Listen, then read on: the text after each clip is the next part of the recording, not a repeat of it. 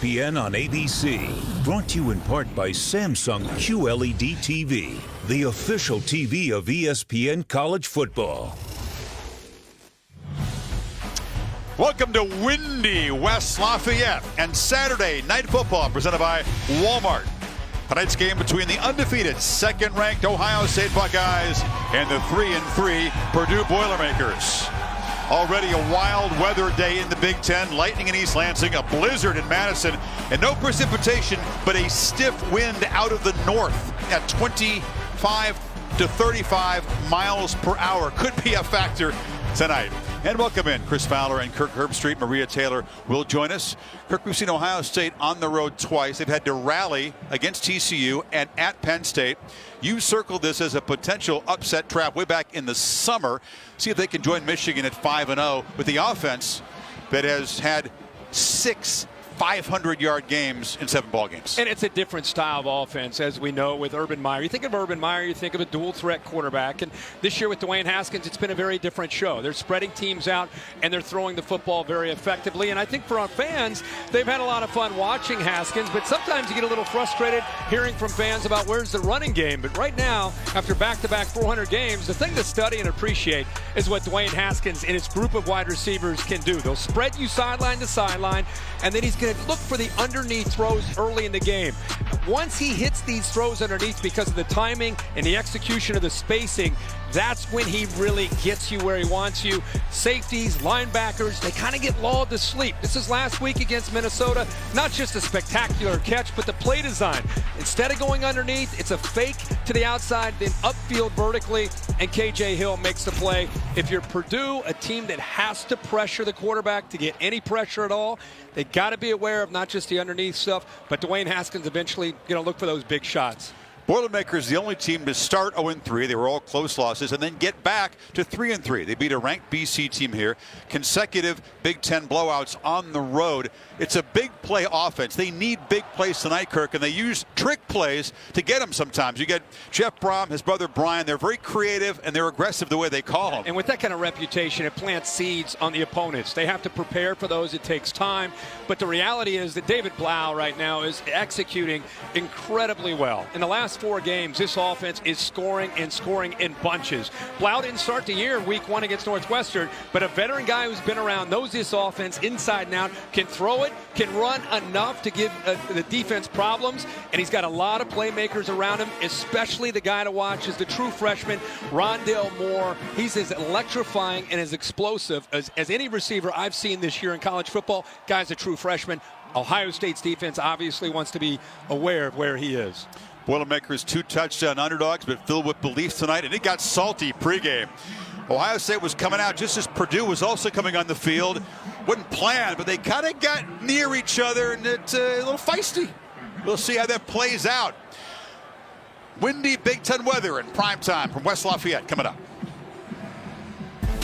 The Nissan pregame rush is next, after this message and a word from our ABC stations.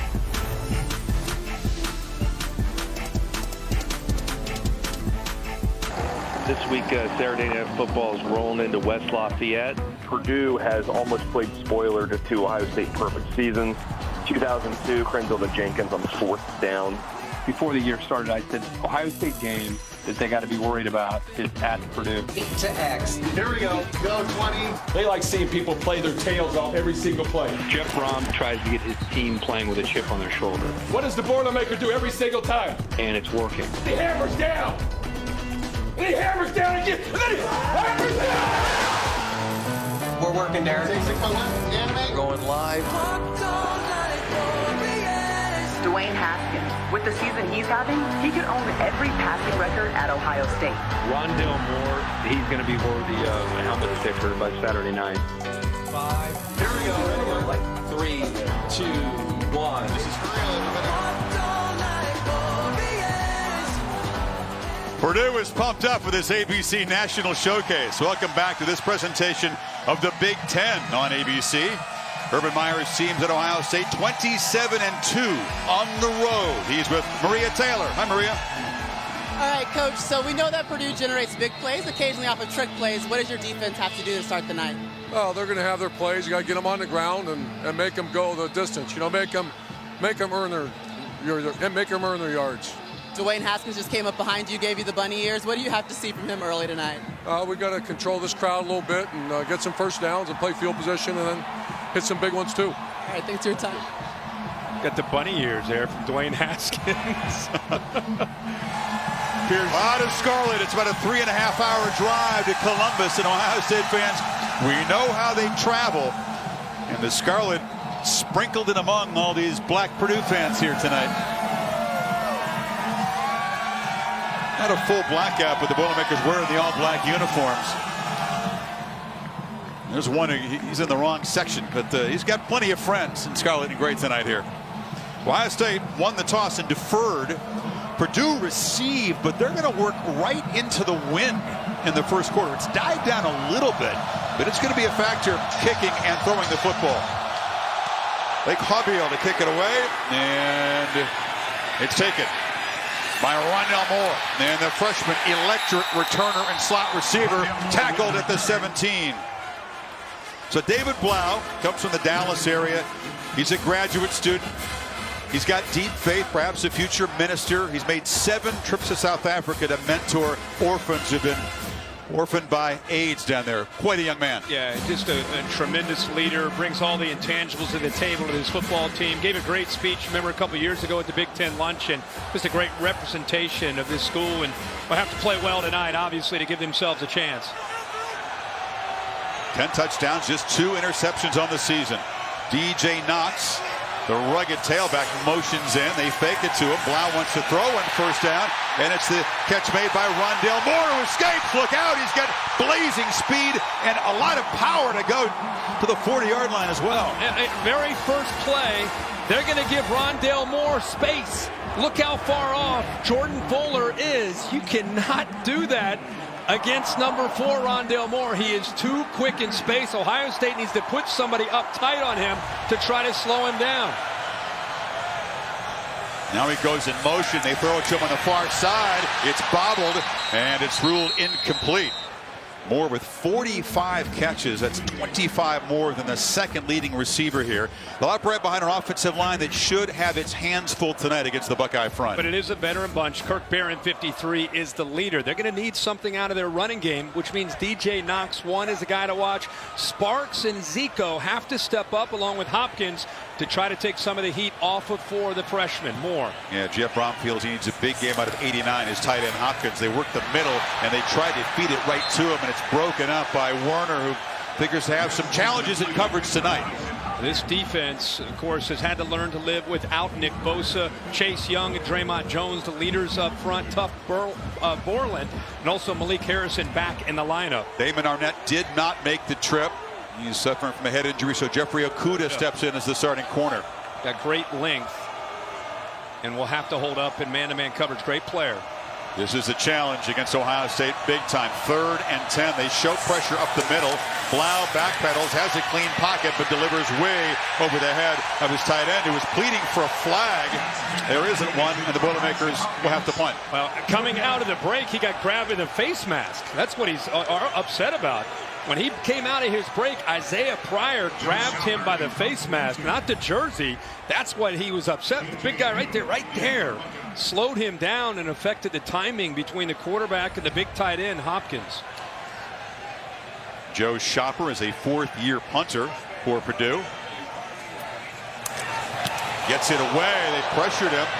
And a fair catch made by K.J. Hill, short-handed receiver, who takes over at the 23-yard line. So here comes Dwayne Haskins. We've told you his story before. He's kind of living his dream as Ohio State quarterback. I asked about Heisman contention. He deflected that, but said, in the video game world, you know, the game you were involved in, he was twice the Heisman Trophy winner. There you go. So he may live out that dream, perhaps. He has been so poised and has handled himself so well with all the success that he has had. He's quick to deflect all the attention. Again, tonight, he's going to look to spread this defense out and then take some shots downfield. And right away, the offensive line with a flinch here. False start. Offense number 13. 5-yard penalty. Remains first down. It's the tight end, Ross-Ade. They're right in front of the Purdue students. We've seen this offensive line deal with noise at Penn State. And remember, last week, this offensive line had some real issues up front against Minnesota, especially Isaiah Prince, the right tackle.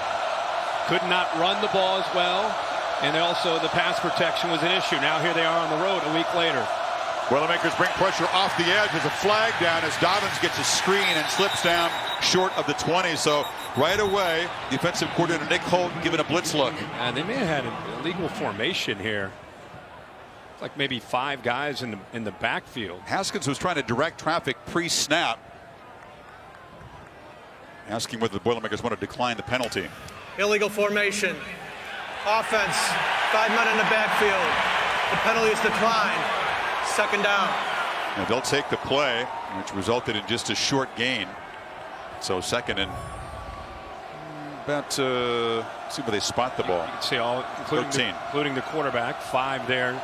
Receiver up at the top, needed to be up on the line of scrimmage, was not. So a couple miscues for Ohio State here early to start this game. With the way they throw the football, that's the beauty of Dwayne Haskins. He can get you out of these holes.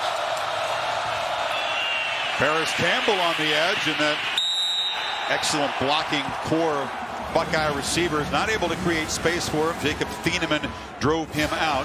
Thayer Munford is playing through a hip injury. He's trying to grit his teeth at left tackle tonight. Yes, sir. And as a group, the entire group's got to do a good job of keeping Haskins protected. Dobbins needs a big night to throw the ball or running the ball.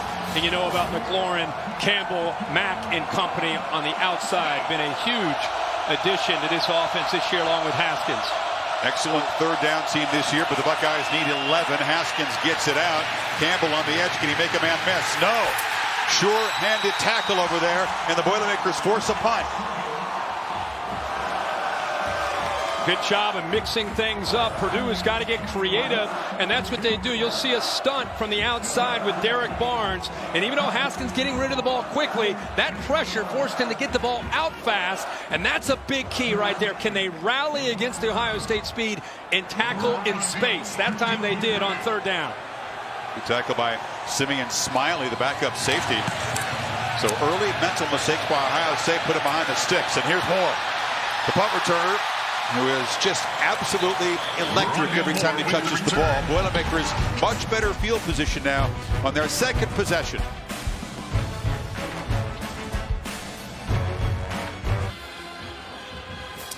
Well, you know about Nick Bosa's groin surgery. This week, one of the best players in the sport announced he would withdraw from school to focus on the draft, making a business decision rather than try to rehab and perhaps play in a postseason game. It's been much talked about in the Buckeye Nation for sure, but they'll have to do without him for the rest of the season.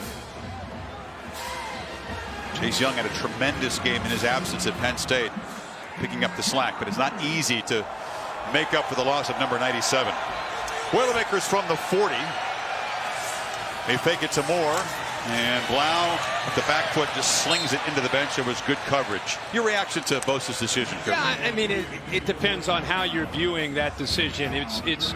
We don't know the depth of the injury, and we've heard from his father that at the very earliest he would have been back mid-December at the earliest. So he decides to pull himself away from the program, and some people are a little bit surprised that he wouldn't stay with his team. But as you said, business decision to get ready for the draft and get his body in the position it needs to be to possibly be the top pick overall. A few programs emphasize the NFL as much as Ohio State does in their complex. It's hard to be surprised when a guy decides to make a decision based on the NFL. Hand off to Markel Jones, and he is swarmed right at the line of scrimmage by Baron Browning, the middle linebacker. If you're an Ohio State fan, this is a great sign. They've been kind of waiting for Browning to kind of take over in that middle spot and do this quick. Didn't hesitate, got downhill, avoided the alignment getting up to the 2nd level, and no gain at all. That's the instincts. This is a guy that was the #1 linebacker coming out of high school, but yet as a sophomore hasn't quite been able to deliver. That was a great play there. Blough, after hitting Moore in his first pass, incomplete on his last 4. Empty backfield now on 3rd and 10. Buckeyes bring some pressure. Blough again fading away and throws it over the head of Moore. And he is knocked down after the throw. Sean Wade in coverage there. Here comes the punt team. Well, Ohio State, they brought 5. Draymond Jones actually is able to beat his man Shane Evans, the left guard. Just comes right through there, and see Chase Young trying to get there, but eventually it's 86 who gets in there along with Cooper. And I'll tell you right now, Ohio State doing a nice job of affecting Blough, who came in as hot as any quarterback in the country, not settling in just yet because of that pressure. And throwing into this pretty stiff breeze in the first quarter. Buckeyes come after the punter, and there's a flag. They knocked down Shopper. And if this is a personal foul, it will be a first down. Justin Hilliard's their star on special teams. Makes a lot of big plays, but he ran into Shopper. Let's see if it's the 5-yard or 15-yard variety.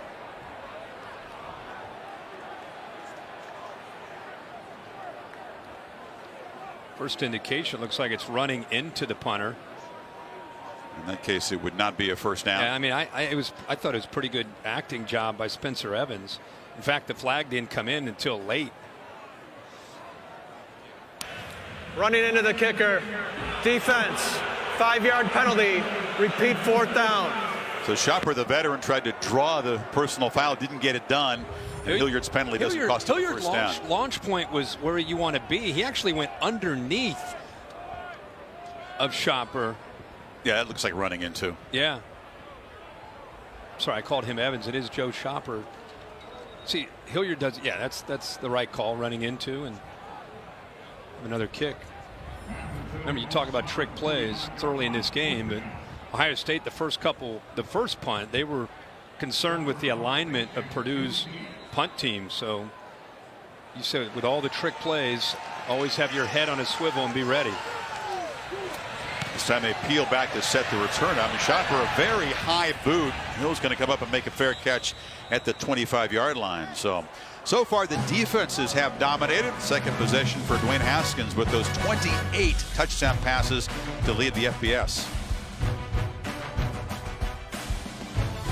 Saturday Night Football on ABC is presented by Walmart. Discover more ways to shop at Walmart today. And in part by Nissan. Innovation that excites. Now the great Drew Brees, but an incredible quarterback tradition. Lee McGreasy, unbroken into Phipps, into Gary Danielson. Mark Herman from 77 to 80, right into Jim Everett. It's impressive. Drew Brees, of course, the all-time passing yards leader in the NFL. Prepping for the Ravens tonight. He's going to try to look in on this game as much as he can, but he's a total pro and he locked in. Takes his job pretty seriously. He sure does. Mike Weber is the back.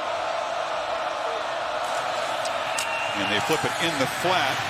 And Johnny Dixon able to get about 5 yards. Here's our Chick-fil-A impact players tonight. Of course, you got to look outside of the quarterback with Haskins out on the perimeter with KJ Hill and Terry McLaurin, 2 really talented wide receivers. Marcus Bailey, who's from the Columbus area, went to Hilliard-Davidson's got to make some plays and get pressure on Haskins. And Thieneman, 41, guy they like to blitz, especially on third downs. He'd be very, very active in run support, 41. Haskins 4 for 4, but only 11 yards so far.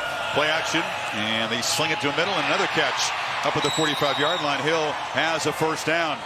And he does a nice job. Remember, this is a zone, so as you see the receiver work across the middle, here's the soft spot in that zone. This is what makes Haskins so good. He feels that, senses it, and gets the ball out quickly. Playing with tempo and a first down handoff to Weber, who barrels for about 3.5. You know, people have talked about where is the running game gone in recent weeks, and Urban Meyer and his staff have said publicly to the media, you know, the RPOs, the run pass options have indicated for us to throw the ball based on defensive alignment. And this is Weber in the flat. It's almost like a running play. Makes the catch, dives, but a yard short of the first down.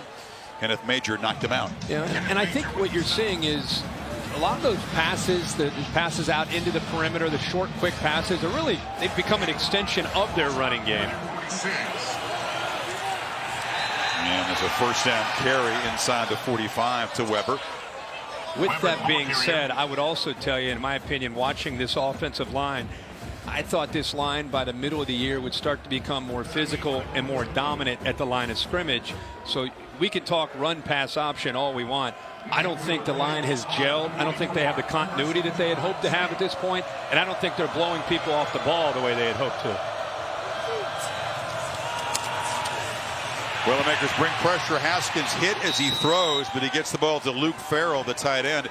They're considered a better pass protecting offensive line than run blocking, right? But they gave up 4 sacks to Minnesota. Yeah, they sure did. And I think the other thing is you take away over the last, since Urban Meyer's been the head coach at Ohio State, he had Braxton Miller, J.T. Barrett for the most part, dual threat quarterbacks. They were part of the running game.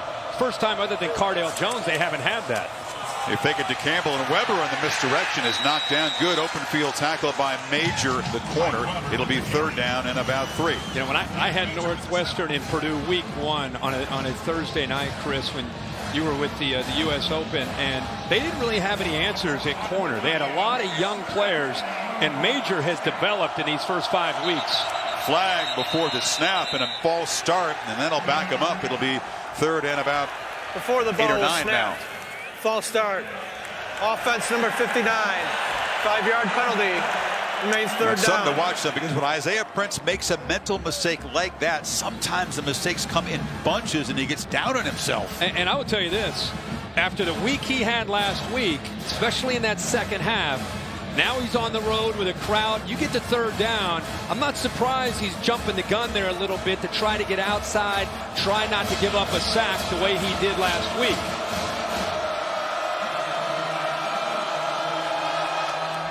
That's made it a much more challenging 3rd down play. They need 8.5 here. And Purdue will bring pressure. They're showing it pre-snap. So he sees these linebackers right here walking up. And they drop out. And now Haskins, who rarely scrambles, is hit hard, way short of the marker. Marcus Bailey out of Columbus, Ohio, who is keyed up for this game, made the stop. Now watch, he made a check based on all those linebackers up tight. He wanted to get the ball out quickly. Nick Holt, great job of showing blitz. Haskins checked to a blitz beater, and then at the snap of the ball, they drop back, rush 3 and drop 8 and sit in a zone. He had nowhere to go with the ball. Cat and mouse game, a chess match, and Nick Holt and Purdue win that one. Bailey, Kirk talked to him. He said, I'm going to have to keep my emotions in check, not be sky high. Buckeyes did not offer him a scholarship, and he was highly motivated. That had to feel good. That stop on the quarterback on 3rd down. Buckeye special teams do a superb job. McLaurin, the receiver, flying down there, got a hand on it, and the Boilermakers going to be backed up a foot from their goal line. Urban Meyer prides himself on special teams. The progressive pylon cam shows you when you have starters on special teams, you get breaks like this, and it ultimately affects field position.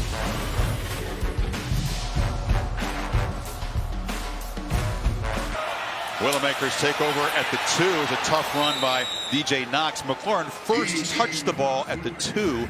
Was down inside the 1, but they spotted at the 2. And the Boilermakers, after 23 yards in their opening play, 0. Next 6. Yeah, and the timing of that punt and that hustle by McLaurin and Dante Booker, who ended up downing it, huge to pin Purdue back. David Blough, in his experience, he's been through a lot of adversity. Off to a slow start, needs to find a play to kind of find some rhythm. Tough to do when you're pinned back this deep. He fake it, and from the end zone, he fires second completion. Catch made by Jared Sparks. And the man who came here from Louisiana as a quarterback, converted to wide receiver, moves the sticks. And Okuda had him on coverage. Watch how he bails, and then he just stops. That's exactly what you want if you're David Blough looking to try to go into that rhythm that I talked about. Sometimes it's just one pass like that that can get you going. He's had a hard time settling his feet in some of these first few throws. We'll see if that throw can settle him in. Sparks got 16. They get out from the shadow of the goalpost, and now here comes the reverse. It's a flea flicker. Blough looking for a receiver, tried to find a tight end, but Hopkins was well covered, so Harrison swallows him up for a 3-yard loss. You've been talking trick plays all week. Ohio State did their homework because they had everybody covered downfield. Very good job of being disciplined by Greg Schiano's bunch downfield. Nowhere to go with the football, so typically they try to catch a safety napping, coming up in run support, but Ohio State that time ready and in position. Yeah, Jeff Brom loves the special plays, but he also knows that penetration can blow them up, and they won't work. The Buckeyes are getting to the backfield like that. So now on 2nd and long, a long throw, a flag comes out as Moore makes the catch. Now there's defensive holding on Shaun Wade, and he's on Rondale Moore. It still did not stop Rondale Moore. from being able to pull out of that hold and still eventually make a reception. You saw his coming out here in the opener against Northwestern, and there was a lot of hype coming in, but he has even surpassed the hype. Yeah, Personal foul, face mask, defense number 24, 15-yard penalty. Automatic first down. How explosive is he in and out of breaks? Keep in mind, we'll show you a video. It's the face mask right here. Grabs a hold of the jersey as well. Moore doesn't give up on the route. The kid squats 600 pounds. I mean, he's like 175 to 180 pound true freshman. He had some big-time schools out there looking at him, whether it's Texas or Ohio State or Alabama, Florida State, you name it. And he pulls the hat out and he puts on Purdue and surprised a lot of people. Keep in mind, went to the same high school as Jeff Brom in Louisville at Trinity. It comes from Southern Indiana, but actually moved across the river to go to high school in Louisville. And now Blough's under pressure, and he's going to be slammed to the ground. Jonathan Cooper got there to clean it up. Chase Young is providing pressure as well. To Maria Taylor on the sidelines. Well, one thing that Rondale Moore has proven is his maturity for sure. And one thing that David Blough told me was before they even had any practices during those scrimmages in the summer, he would FaceTime him to check in with David Blough so he could write up every single play on the script because he wanted to know exactly what he would be running the next day. That's how invested he is in this program and being the best player that he possibly can be. And we see it displayed on the field all the time. And Maria, you know how rare that is for a true freshman to walk onto a campus and do that. And play action. Blough makes a long throw. Moore, a juggling catch. The whole skill set on display. He's a very confident young guy, and he knew he was going to have the chance to make impact plays this year if he came to Purdue. You're right. This is big-time recruit against big-time recruit. Sean Wade, who's from IMG, matched up. He's a redshirt freshman, matched up against Rondale Moore. That's good against good. Two really talented players. And Moore right now having his way against 24 Sean Wade. Remember, this drive started inside their 1 yard line. We talked about it. Any moment, Blough can find that rhythm and get things going. Yeah, he's had 3 completions into the wind in the drive. They've already moved it 51 yards. Knox, who is not the fastest guy, a powerful runner, runs with a chip on his shoulder and some anger, but it's going to be 4th down. So a decision for Brom here, Buckeye territory. Need less than a yard. He's an aggressive coach. Be shocked if he didn't go for this. He's already calling the play to get it ready. Good play, by the way, by Malik Harrison, 39. Sat out last week with the concussion protocol. Was already a couple times you've seen him make plays at the line of scrimmage or near the line of scrimmage. They've only converted once on 4th down all year in 4 tries. Blough sneaks it and gets it inside the 45. Yeah, he followed the big fella, Kirk Barron, the center, and Dennis Edwards, the right guard. Keep in mind, Dennis Edwards, a Western Kentucky transfer, 64, a big fella, over 300 pounds, graduate transfer. Western Kentucky, of course, is where Brom came from. He was a Petrino assistant for a year, then the head coach for 3 seasons. Took him, and they won 3 bowl games in his years with the Hilltoppers. First down throw, and that's the tight end, Bryson Hopkins. His dad, Brad, know him well from the Titans and the Houston Oilers, 13 years, all-pro in the NFL. Yeah, played at Illinois, really good player in college, and also obviously had a great career in the NFL. Has to be proud of his sons, becoming a really good tight end. And Knox around the right end, cuts back, knocked down by Okuda. It'll be 3rd down. I think DJ Knox is a perfect fit for this scheme that Jeff Brom likes to run. You get so caught up in the spread formations, all the receivers, the quarterbacks getting rid of the ball. And then if you don't remember, this offensive line is physical, and DJ Knox is a physical back, low center gravity, tough guy. Really broken out the last couple of weeks. Had a big touchdown run against Nebraska. Ran for 150 against Illinois. A 3rd down throw from Blough, and it's Moore across the middle. Beats his man again. Very tough to get to the ground with just 1 defender, and he's inside the 25. And you want to try to find any way you can to get number 4 the ball in space. They blitz Werner 20, and Pryor's late in coming down. I'm telling you, you can't afford to give Rondale Moore 3 yards, 4 yards, and think, okay, I'm in good position, because they're just looking to dump it to him and let him dance and make plays. No freshman in the country has made a bigger impact first half of the season than Rondale Moore. Pressure immediately. Blough trying to spin away and throws it away just before the sack.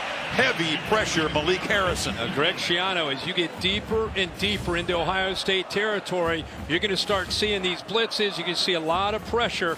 Malik Harrison coming right up the middle. Turf Borland also coming in. And I'll tell you, David Blough, a magician that time to somehow get rid of that football and throw it in the direction of one of his wide receivers to not get the intentional grounding. Like his elusiveness. He has a feel. He's not the fastest guy, but he can scramble and escape and extend plays. He can pressure again. Blough lofts it down the sidelines, tries to get it to Sparks, and here comes a flag. Defended by the speedy Kendall Sheffield, but it's going to be offensive interference on Purdue. That's the signal. He was grabbing over top of him and pushed him down. Offense, number 12, 15-yard penalty. Repeat, second down. Sheffield got physical, but the ball was not up into the air. And then as you continue to see Sparks try, look right there, he grabs on it, headlock, pushes him down. Good call by the official.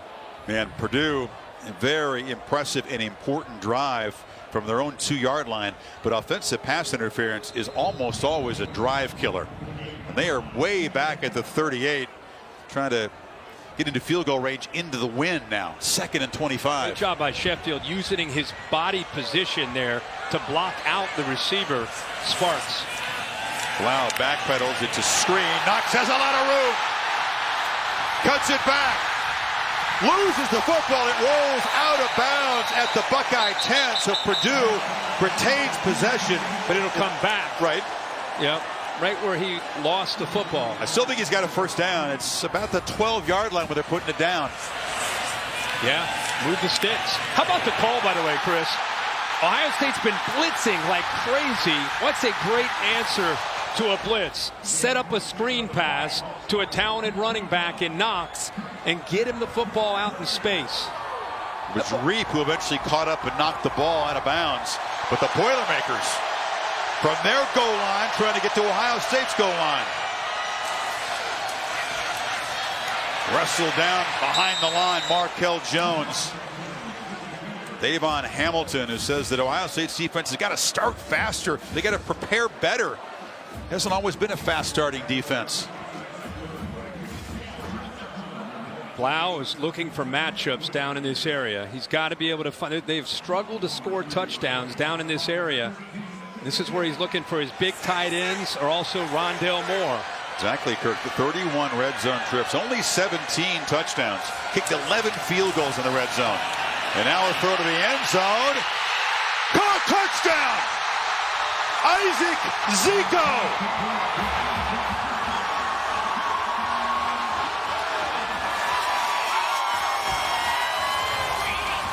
And Purdue goes 98 yards on the drive. How about Zico? A little bit of a bobble. Right foot gets down right there. And I think his right foot is in. Possession after the slight bobble. There's just a little bit of a bobble at the beginning while the left foot's down, but when the right foot touches there, he's got possession, and that is a heck of a play by Zico, who had a huge game a week ago against Illinois with 5 catches and 127 yards. Tremendous job by the senior out of Georgia, the junior college transfer in his 2nd season here. Just a sliver of grass between his foot and the sideline there. And that is an incredible drive for Purdue. They had been sputtering and struggling on offense. Backed up at their 2. 15 plays, 98 yards in more than 7 minutes. Offside. Defense made contact. The penalty is declined. This is a try for point.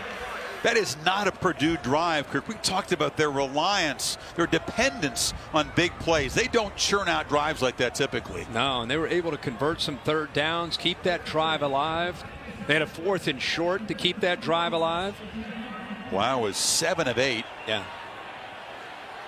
And now Spencer Evans on for the PAT. He missed 3 this year. Point afters have not been automatic for the Boilermakers. Had one blocked. One went off the upright. That was the senior from Texas.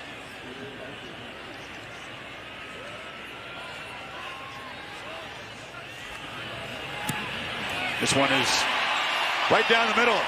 What a drive for the Boilermakers. You know, there's the touchdown. And I want to go back to that long play by Knox where he fumbled the ball forward and where they placed the ball. First of all, this is a great effort at the far right by Isaac Zico. Battling with Sheffield, who's in good position. Outstanding throw, but the concentration by Zico gives him the touchdown. We mentioned it during the first review of this. The right foot is in. It's clearly a touchdown. But if you go back to that play where Knox is, another good look at that. Go back to, remember, that was a crucial third down where Knox had fumbled the ball at the 17-yard line, and it went forward out of bounds at the 12. They placed the ball at the 12-yard line, gave Purdue a first down. The ball, and with Dave Kataya, who's up here, he could explain this better than me. Dave, the ball should be placed, I believe, where the ball, especially when it goes forward, where the ball is knocked out. When the ball is fumbled forward out of bounds, it's supposed to be returned to the spot of the fumble, which was not the 12-yard line. 17. It was the 17-yard line, correct. That was crucial. Gave them the first down. Purdue capped off their longest drive of the season, both in plays, yards, and time. So the Boilermakers, 2 touchdown underdogs, jump on top. Now Johnny Dixon charges up, makes a fingertip grab of the kickoff, and has space. Dixon, stutter steps. Terrific return out across the 45 of a very short kick into the wind. But look at this fumble and the spot, which is curious, Dave. Okay, you can see that he loses possession at around the 17-yard line. The ball goes forward and out of bounds. That, because it goes out of bounds forward, it is returned to the spot of the fumble, which was the 17-yard line. And that is reviewable. It actually rolled out at the 11. They spotted at the 12. Right. Doubly confusing. Would not have been a first down on that play. Now Haskins takes a downfield shot, and McLaurin is wide open, but with the wind at his back, he overthrew the receiver. There is a flag near the line of scrimmage. Personal foul. Hands to the face. Defense number 98. 15-yard penalty. Automatic first down. Kai Higgins is penalized. It'll move the ball into Purdue territory, but not often do you see Dwayne Haskins miss an open receiver deep like that. No, and Ohio State's motion giving Purdue a miscommunication, and Purdue catches a break because Dwayne Haskins, wind or no wind, doesn't miss very often. Told you, they lull you to sleep. They throw a lot of the underneath routes, and just when you think that's where they are, they're going to hit a vertical stretch and a vertical seam, and that's what they had there with McLaurin. Dobbins takes the pitch, gets the edge, and will be knocked down after a 6-yard gain.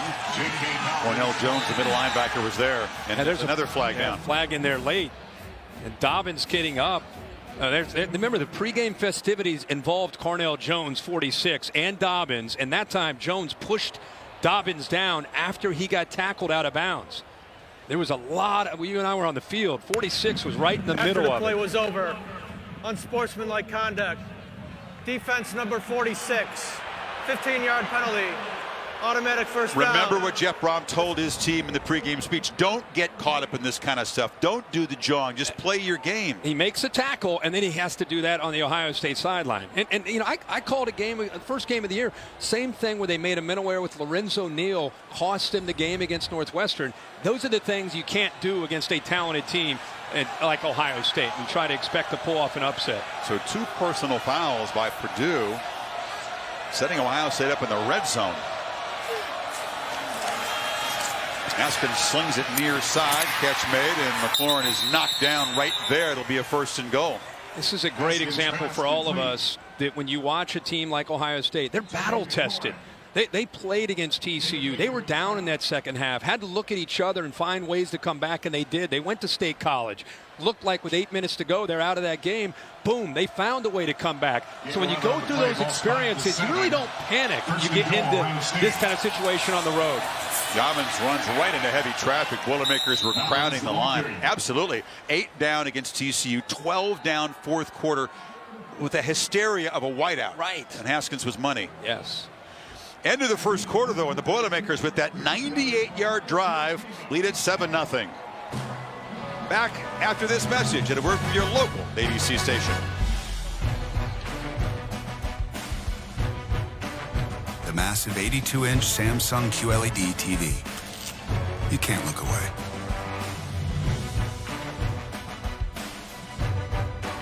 Come back, Chris Fowler, Kirk Herbstreit, and Maria Taylor as the Buckeyes begin the second quarter, threatening to even this game at 7. Ball is at the 7. Matchup that they want to try to go for is right here. KJ Hill against the safety Thieneman.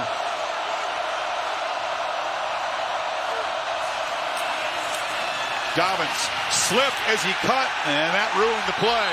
He'll be stacked up back at the 6. Anthony Watson Jones stopped him. One of 4 natural grass fields in the Big Ten. And you could see it play a part there. Yeah, not only slippery, but Purdue really aggressive. Brought their linebackers down. Defensive linemen getting off of blocks. Good aggressive approach there by Nick Holt, the defensive coordinator, set up this 3rd and goal. They got Dobbins far to the left, the bottom of your screen. 5 receiver look. Hill now motions in. Haskins for the end zone. Deflected and knocked away. He was looking for McLaurin, and Antonio Blackman was there to break it up, and the Boilermaker defense makes a stand. Ohio State had a couple receivers at the bottom with Dobbins. They're trying to create a pick there, but really outstanding effort by Blackman not to get caught up in that. The receivers didn't get enough depth to create the traffic, and it allowed Blackman to eventually catch up and knock that ball away. And plus the ball underthrown a bit by Haskins. Second game that Sean Nurnberger is not going to be able to kick because of a groin strain. So Blake Hobbiel, that's how the family likes the name said now. Hobbiel, he's been the kickoff specialist, but a very reliable field goal guy too. Buckeyes on the board, but Boilermakers keep him out of the end zone. Taco Bell is celebrating student sections this season and passionate fans like these by awarding the best student section of the year. Boilermakers students already on the national watch list. You can go to ESPN.com/Taco Bell to see how your school can compete. So Ohio State comes up with 3. The 2 15-yard penalties against Purdue don't really cost them, as the Buckeyes kept out of the end zone in the red zone. And now Rondale Moore to receive a kick. This is now the Buckeyes kicking off into the wind, and Moore's going to have a chance here. And he doesn't need much space, does he? Scampers out to the 34. No one loves their school more than Purdue student Tyler Trent, and our Tom Rinaldi on game day. Just a superb piece, Tom, and what a moment tonight for Tyler. Chris, as you mentioned, a story we shared on College Game Day early this morning, as this entire fan base has rallied around one of their own, sophomore Tyler Trent. Trent has fought through cancer 3 times to form an incredible bond with this football program. There you can see the type of fan that he's been. He served as an honorary captain last season, and then again this season, forming a special bond with head coach Jeff Brom. After the team defeated Nebraska, they went and presented him with the game ball after he had to leave school as a result of his illness. Now in home hospice care, 20 years old, Chris. He has circled this night, this game, as the place he most wants to be. There he is, against long odds after an incredibly difficult week. Tyler Trent has rallied to make it here tonight, looking on from the suite. And I guarantee you this, no one, Chris, more fired up about this Purdue lead than that young man, Tyler Trent. It's a beautiful story. You saw that he cut the P into his head. Yeah. He is a deep, deep fan of this program. And you saw the sack on first down. Now they tried another screen, but he threw it back into traffic. Tyler is very active on social media. You've been meeting with him a bit. Yeah, he and I have communicated a little bit, and Tom did such an incredible job of telling his story, and Tyler is such an inspiration to so many people with his strength and his courage and his story. His family's obviously been there every step along the way with him, and we all are in Tyler's corner and with his family. David Blough and Jeff Brom, so many of this program affected by his strength, his spirit, his example, his love of this school and this program. Boilermakers facing a 3rd and 19 here. Ohio State rushes 4. The tight end Hopkins is over across the middle, but he's going to be short of a first down by a few yards. The sack on first down set him back, and Purdue will have to punt. Greg Schiano has come into this game with a very simple plan on first and second down. We are going to blitz them with our middle linebackers and get to that quarterback before he can beat us in man-to-man. It's worked most of the drives until the last drive where they went 98 yards and put a touchdown up on the board to take the lead. Chopper's been under pressure. He hasn't gotten the punts off super quick. Buckeyes don't really come after this, and now with the wind at his back, it's a deep boot that drives KJ Hill back to the 6-yard line, makes a fair catch there, and now it's Ohio State's turn to be backed up inside their own 10-yard line. Down by 4, 51 yards on the punt. Saturday Night Football, presented by Walmart on ABC, is brought to you by Chevy. Chevy has earned J.D. Power Dependability Awards for cars, trucks, and SUVs. And Pacific Life. Experience the power of Pacific. Huge Buckeye supporter LeBron James makes his home debut with the Lakers over on ESPN. They'll take on James Harden, CP3, and the Rockets. Game tips off about 10:30 Eastern time over on ESPN, so about when this game is finishing. LeBron home era begins. LeBron may be peeking into this game as much as he loves the Buckeyes. Still hard to see him and get used to that uniform, isn't it? Weber, a first down carry, gets it out across the 10-yard line. It's one of the better carries they've had tonight. They've now run the football 8 times. They have 20 rushing yards. Only have 67 total yards. This is the team that, as we said, 6 of 7 games has topped 500 yards of total offense. Haskins pressured, trying to escape, and is going to be knocked down for a short loss. It was Carnell Jones who got him. Well, they brought linebacker and safety pressure. Carnell Jones eventually gets to him. This is what he does. This is what they like to do, is bring the linebacker and bring the safety, try to win one-on-one matchups against a bigger lineman, and that's where Jones' athletic ability, the sophomore at 240 pounds, gets right by Demetrius Knox with quickness. And Kirk, you talked about the offensive struggles with the running game. It's been a struggle on third down, too. 1 for 4 so far. Willimakers rush 4. So Haskins has time. That's an easy pitch and catch as Johnny Dixon grabs it, and it's a first down. Did not bring the blitz that time. Well, they back off of Dixon because he has such great speed. And Nick Holt, who's there with the glasses, fired up because he gave too big of a cushion on third down. Blackman's bailing. And you got to know that that ball is going to be coming out a lot sooner on 3rd and 7. First down catch by Benjamin Victor out to the 29-yard line. The lanky receiver had the huge touchdown play in the comeback over Penn State.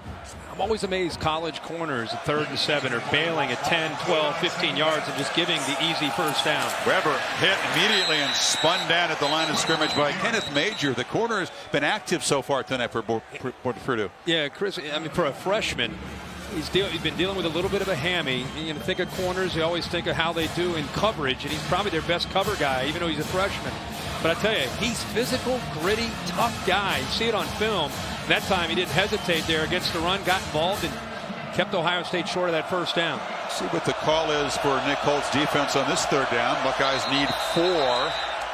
And now there's going to be a flag. Offense number 59. Oh, boy. 5-yard penalty. Second time for the senior who's a captain on this team, Isaiah Prince. You know, after the game against Minnesota in the second half, if you watch the game and watch some of his reactions, some of the quotes from the Ohio State coaches, they thought it became mental as much as just physical struggles. And now a week later on the road, a couple mental errors. You can see Urban Meyer frustrated. It's his captain and leader up front. He's kind of got the yips right now, especially on third down. Now they need 9. Haskins is pressured, steps up, delivers a strike. KJ Hill's got it again. Another first down to the 35. Accurate throw by the quarterback. Watch the pressure again. Watch him step into this as the linebacker Bailey hits him. That's a big-time throw by Dwayne Haskins. It's one thing to sit back there and it's almost like 7-on-7. It's another thing when a big safety at 240 pounds is about to hit you and you keep your focus downfield and throw a strike. Twice completions on 3rd and long, and now Weber bangs across. A flag comes in late after a 7-yard gain. He was behind the play. Holding. Offense number 73. 10-yard penalty. Repeats first down. It's Michael Jordan, the center, and the mistakes, Kirk, piling up for this embattled offensive line. I was just about to talk about Jordan had a chance to go one-on-one with Lorenzo Neal right there in the middle of the screen. I thought it might have been a good block because he ends up putting him on his back, but you can see he's got a hold of the jersey there and then eventually puts him on his back to give Weber some running room, but the officials caught that. Good eye down there by the official to see that. It's about 625 pounds colliding there. Neal did a good job to raise his hand and say, hey, he's holding me. Yeah. He's holding me. 1st and 20. Haskins looked to the flat, now pitches it to Hill, who had a couple blocks, but the Boilermakers close him down. That was Ohio native Bailey. Yeah, Marcus Bailey, when you looked at this defense when they came back this year, they only had 3 or 4 guys that had played extensive football. Bailey is one of them. The loss of Jawan Bentley, the guy who played middle linebacker for them last year, was really the leader. But Bailey out of Hilliard-Davidson, close to Columbus, really fired up, as you said earlier, Chris, and making good plays. Empty backfield. Weber is split out to the bottom of the screen. Haskins looks across the middle and fires a short completion there to C.J. Saunders out of the slot. It'll be 3rd down and about 6 this time. Yeah, that play is just to try to create a one-on-one matchup to the quick Saunders, very fleet-footed 3rd down type of receiver where they get some space just to set up a more manageable 3rd down. Haskins has been very sharp in his 2 3rd down plays in this drive. Boilermakers bring pressure, good protection, low throw, incomplete. It's 4th down. Didn't really get near him, but it was enough to affect the throw. And I think it affected Haskins. A little bit of a slow snap, just didn't quite have his rhythm. Ball is not thrown as accurately as you typically would see. Ohio State, tonight on offense, only 4.5 yards per play. They came into tonight averaging 7 yards a play on the year. So Purdue doing a good job defensively on Ohio State. Drew Crispin to punt into the wind, and here's Rondale Moore coming up to make a fair catch at the 26-yard line. So this Purdue defense, which has given up a ton of points and yards, coming up big so far tonight. They'll go back to work up by 4.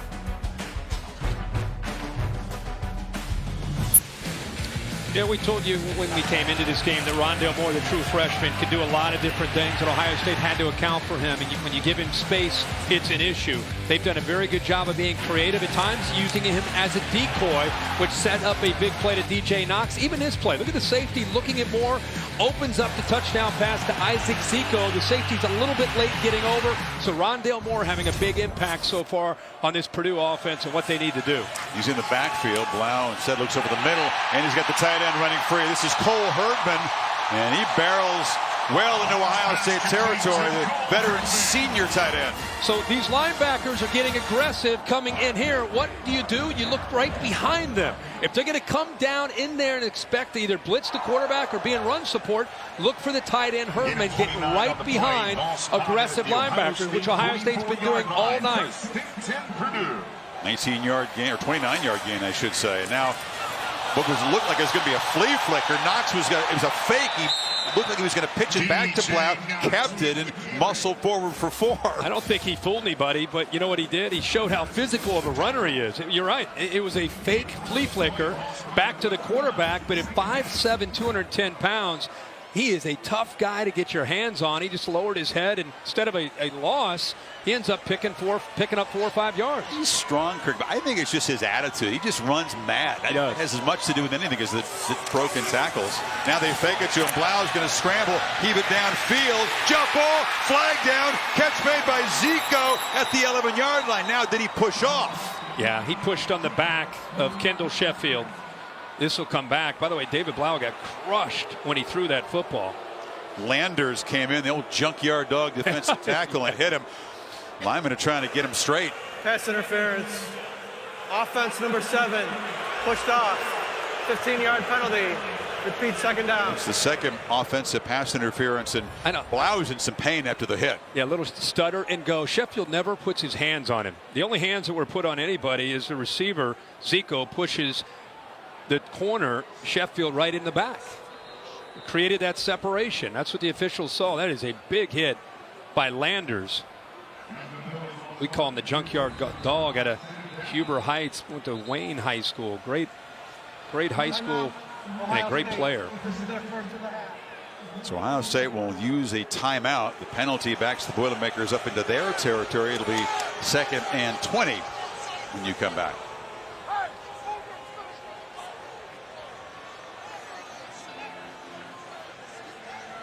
And 20. Buckeyes bring pressure. Blough backpedals and delivers a low throw, incomplete. Trying to get the ball to Terry Wright, ends up on his back again. They're doing a good job of getting pressure on Blough, who is always trying to work on getting his feet set, even after movement. There's the pressure. See how he's kind of falling off? Jeff Brom telling us this week, as good as he has played, the one area that he still wants to work with him is stepping through his throws instead of coming off of them. Brom knew, Kirk, that penalties like they've had in many of their games just were not going to work against a defense as good as Ohio State. They were able to overcome it in that touchdown drive. But the second offensive pass interference really set him back, and now it's 3rd and 20.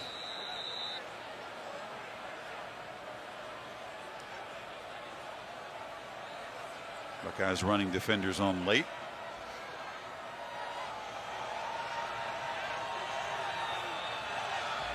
Ohio State not giving a real pressure look. And getting off the edge quickly there. No flag. Blough delivers across the middle. Moore, look out. Moore's tackled right there beautifully by Sean Wade. That time Wade got the better of that matchup. Yeah. It's 4th down. Chris, you're all over it.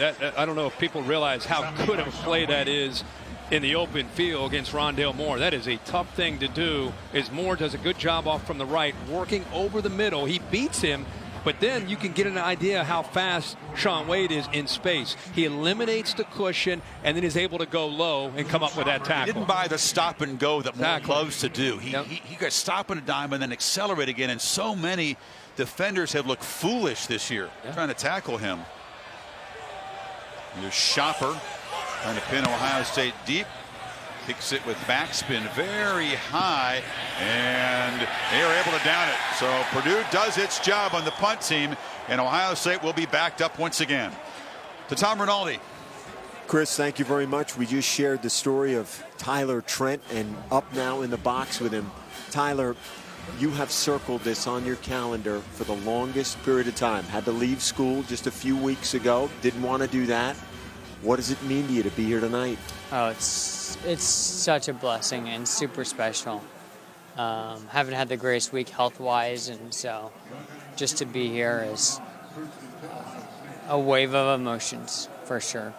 Especially to see all the support and all the signs from everyone, and it's been just incredible, honestly. 24 hours ago, let people know what you were going through and what you thought the chances were that you'd be here tonight. 24 hours ago, I was in my bed trying to sleep, puking all over the place. It was not pretty. You did not want to be there. Thankfully, my family was and there to support me, and honestly thought it was going to be about 0 that I was here. So, what did it mean to you when you saw the Boilermakers come out tonight? You had quite a reaction. Yeah. My eyes, I definitely started tearing up just because I didn't think I was going to be here 24 hours ago. And next thing you know, I'm up here and watching the Boilermakers up on Ohio State right now. So it's hard to complain about that. A huge 3rd and 1. Looks like the Buckeyes do get the first down. You are a sports writer. You know this program as well as anybody in this stadium right now. Knowing there may be some bias involved, let's get a prediction here the rest of the way. I'll pull for Purdue, 24-17. A close one. Oh yeah, it's never not close with Ohio State. They got a good program year in and year out. So we appreciate you sharing this story. You've touched so many, and you've inspired even more, Tyler. We really do. Thank you. I appreciate it, guys.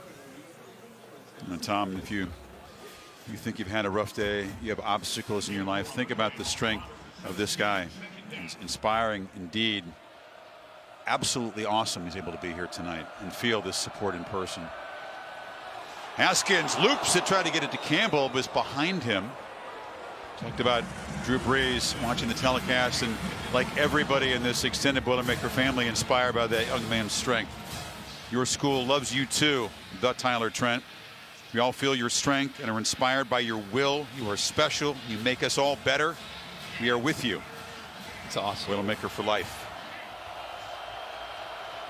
He's got a sharp analytical mind here. He knows it's going to be tough. It's going to be close. And plays like this third down could help decide this game. Ohio State needs 6. Purdue rushes 4. Haskins has a lot of time, and it's another pitch for a first down to the 25-yard line. That's Saunders again. Well, they brought the blitz, but the Ohio State offensive line does a much better job of accounting for that blitz. Put a wall up that time. You give Dwayne Haskins time to set his feet. He's going to find an open man. And this time it's the quick, fleet-footed C.J. Saunders who settles in there and makes a nice play for that first down. He took a big hit at the end of the catch. He's got some sod on his face mask, and the athletic trainers are out talking to Saunders. But Ohio State has moved the ball out of the shadow of their own goalposts out across the 25-yard line. Saunders, a junior from Dublin. And they'll take him to the sideline to continue the examination. And we saw this afternoon Tua Tagovailoa, the lefty from Alabama, riddle Tennessee. Dwayne Haskins from Nissan Heisman Watch, also a strong contender for that trophy. Can you give a lefty and a righty Heisman?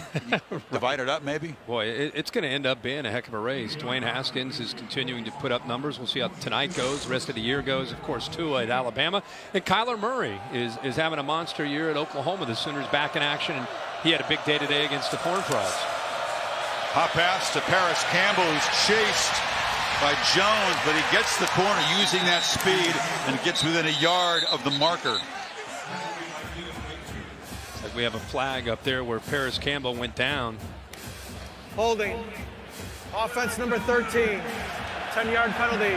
Repeat first down. It's the second penalty on Rashad Berry, the tight end tonight. You know, he's had a couple. He had a false start, and now the hold. Locked up there with his safety Thieneman, doesn't let go of him, and right in front of the official. Pretty good effort there by Paris Campbell to get to the edge, get around the corner, and pick up some yards. Mark Lazinski's crew has spotted the hold. One of these guys that tried to grab a jersey, they paid the price tonight.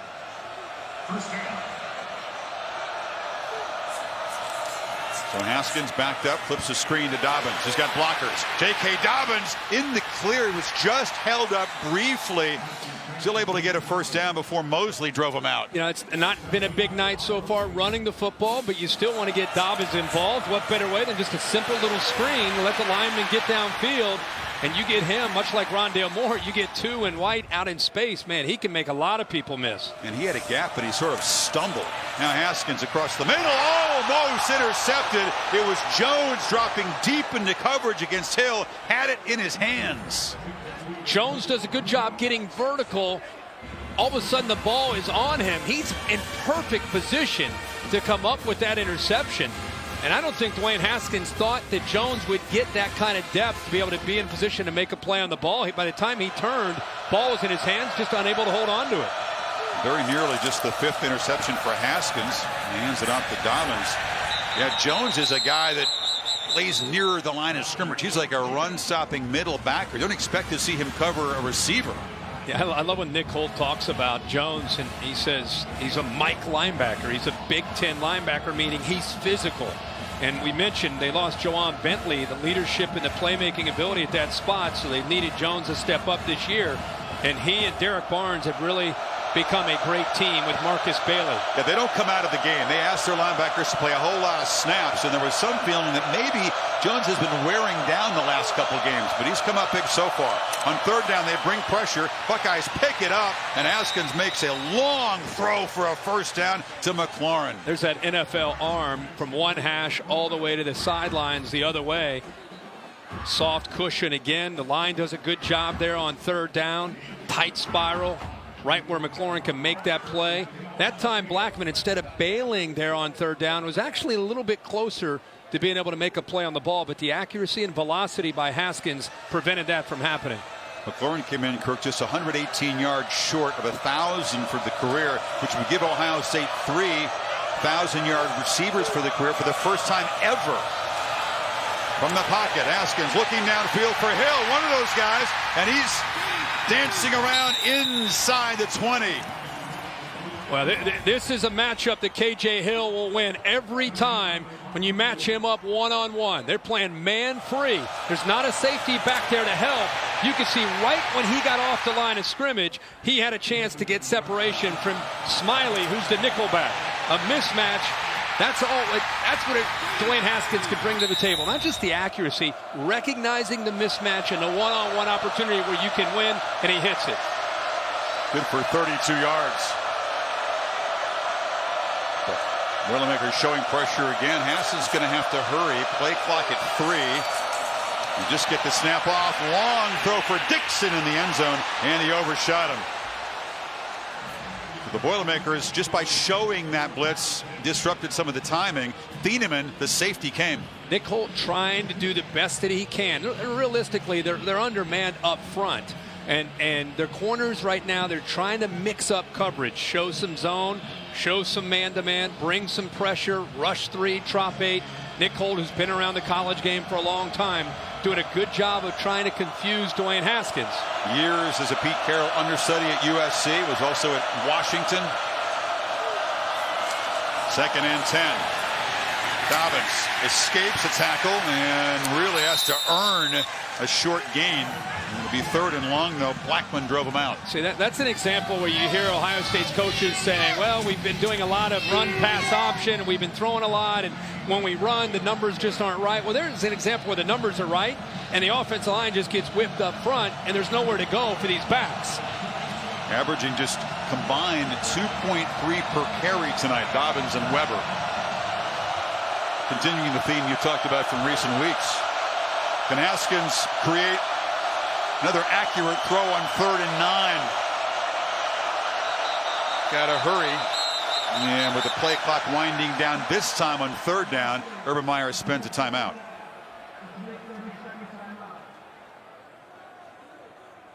To right on your screen here, Purdue earlier went 98 yards for the touchdown. Now, Kirk, it's been a 14-play, 83-yard drive for Ohio State. Ohio State has talked all week about the red zone being better, being more efficient. They've been inside the red zone area once, did not come away with a touchdown. See if Haskins finds a matchup that he likes. A little bit more zone here. Pick up the pressure for the end zone. Incomplete. Benjamin Victor was there, and that's Blackman, who has broken up a couple of potential touchdowns tonight. How about the effort here, because he's beaten on the left here. Good job of finding the big receiver. Look at the positioning of that football, right where you want it to be, and out of nowhere, Blackman doesn't give up on the play and gets his left hand in there to knock that ball away from the long receiver, Benjamin Victor. So once again, Ohio State gets down in the red zone, but doesn't reach the end zone. Habil for his 2nd field goal attempt tonight. He hooked it. So he had been very, very solid, filling in for the injured Nurnberger. Buckeyes drive at 83 yards in 16 plays and come up empty. It's a huge stop by this Purdue defense. Great effort by Blackman to set up the field goal, and a backup kicker ends up hooking it left. Now, Jeff Brom has a decision to make with 3 timeouts and 1:51 to go. He's talked all week about being aggressive. He's talked all week about these last 4 weeks. The reason our offense is better is we're taking our shots. We're being aggressive. This is a great position here for him to be aggressive and try to go get some points. I think he has to be shocked, honestly, that his defense has held Ohio State to 3. He thought he'd have to outscore. I think everybody thought that. We all did. Yeah, I thought it'd be a shootout. Let's see how bold the former quarterback at Louisville is. It's a first down handoff, and Knox breaks free. Knox in the clear, banging off Buckeye defenders out near the 40, and that should change the complexion of this drive now. Ohio State got so far upfield at the line of scrimmage that it actually created a seam for Knox to be able to find, and he had great vision to be able to find that hole. 19-yard gain. He's got it again. And with those timeouts to spare, let's see, will he use one here? Not yet.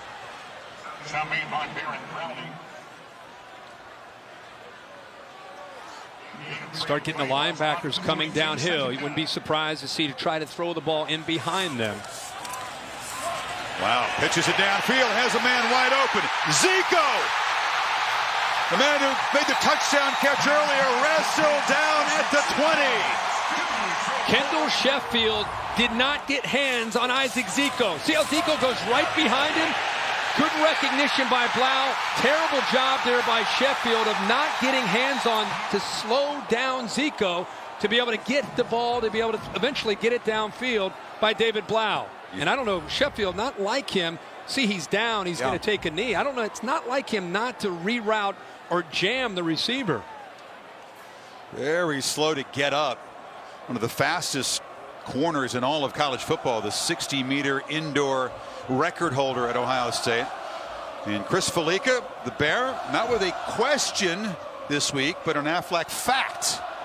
There. That's right. Tonight's Aflac game fact. Purdue looking to be the top 5 team for the first time since 1999 when they beat Michigan State. The head coach of that team that they beat ranked in the top 5 that night, Nick Saban. Wow. Yeah, that was a Drew Brees. It was maybe the most humbling, infuriating game Saban's ever had in terms of defense. Brees went nuts to Chris Daniels. With Sheffield out, now you have Wade move from nickel to corner up at the top. Blough, a low throw. Rondale Moore goes down to get it again. The clock ticking, but they've got those 3 timeouts. And Sheffield actually will come back onto the field. One of his own players hit him and caused him to have to go out for a play, but he now comes back out, and Dante Booker runs off of the field. Plenty of time with those timeouts. Blitz, end zone throw, and way over the head of Sparks.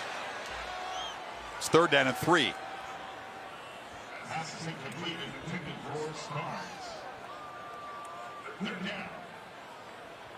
See how Ohio State tries to defend Rondale Moore. They have Shaun Wade right opposite of him. Remember, the underneath route, crossing route has helped him. This time he moves to the offense's left. They also have the big tight end is an option off to the right-hand side, Herdman.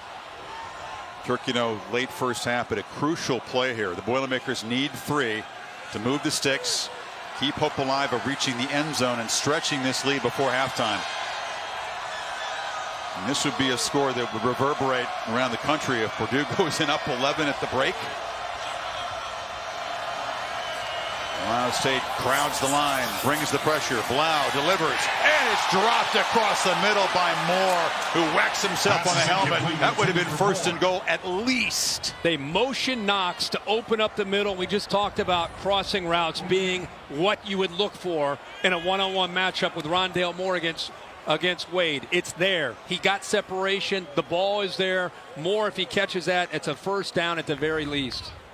All he's done for the team, you forgive him a mistake, but that was a crucial one.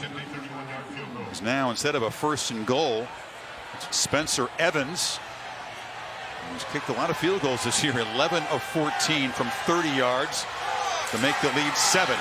And it's a fake. And the holder takes off. And is going to be knocked down at the 9-yard line by Jordan Fuller. Schauber took off, but he got the 1st down. Wow. He's had an active night tonight. The punter and holder, it was just a matter of a race to that corner. Whether he would get there before Jordan Fuller ended up recognizing it. Watch Fuller run 4, and it's just a race. Can he get there? Can he get to that 1st down marker before Fuller hits him? And he just gets it. So this is the kind of gambling that Jeff Brom is known for. That's a tough run. Lower the shoulder and take a shot. He got 4 on 4th and 3. Or Purdue spent a timeout. Or stand up upright and take a shot. As you said, he's lowered his shoulder. He's fairly important. I mean, he's a punter and a holder. You don't need that guy knocked out of the game. but the calculated risk pays off, and he's all smart. I'm playing football tonight, Coach. As you said, man, that's Jeff Brom in a nutshell. We knew coming in we'd see some trick plays.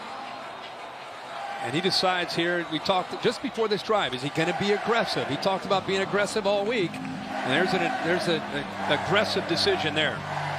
Kevin, Mac, and Jonathan, the Capital One halftime report, 31 seconds away. But now Purdue, a chance to reach the end zone. It's a tough one. It's 1st and goal at the 9 against this stout defense. From the 9-yard line. Earlier, flea flicker gamble didn't work. That fake field goal did.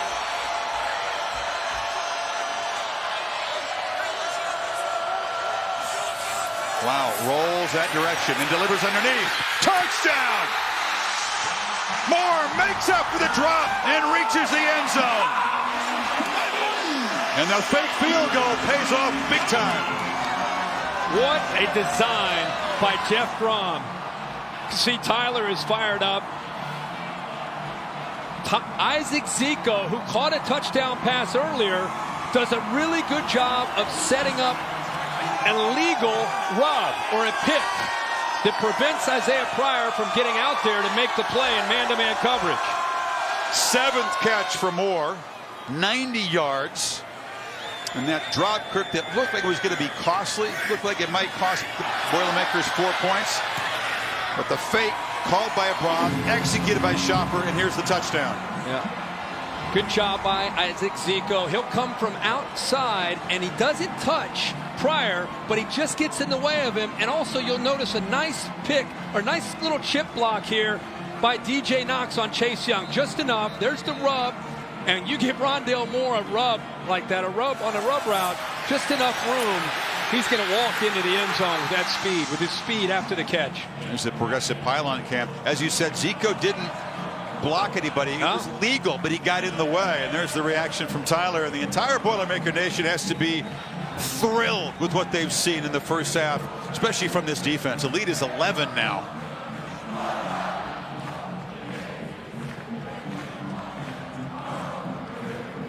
Brom got him fired up before the game. But I think in his wildest dreams, he didn't expect to hold Ohio State to 3 points in the first half.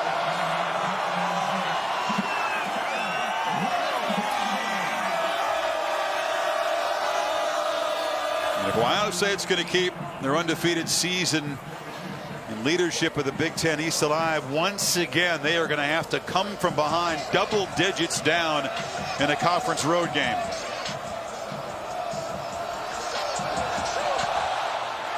With the wind, kickoff just pounded deep into the end zone.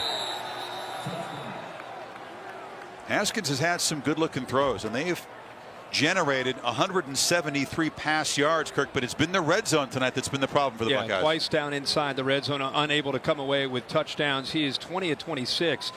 And, you know, they had a vertical pass where he missed McLaurin. They've had some chances, but a lot of it's been the underneath throws. The underneath throws typically for Haskins eventually lead to finding the vertical seams. Hasn't happened as much as you'd think here in this first half, but still an entire second half to go for both these teams. There's Weber. And the Boilermakers, who have not been a very efficient red zone team, they're 2 for 2 touchdowns when they get down there thanks to the execution of that fake field goal. And that has been the difference. One team's been a lot better in the red zone than the other. And the Boilermakers, 2 touchdown home underdogs, will lead by 11 at halftime.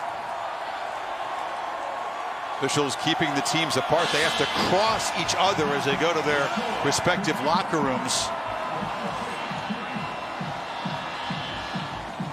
All the folks dressed in black tonight, very excited about what they've seen. This team that began the season 0-3, 3 difficult, close losses. Now 30 minutes away from a huge upset. Let's go to Maria. Coach Brom. All right, Coach, you went with the gamble on the fake field goal, and it pays off. What fueled that decision? Well, I think we understand this game. We got to take some chances. The great thing is our defense is playing aggressive. We're making some plays on offense. And on special teams, we're playing aggressive, and I think that's going to make a difference.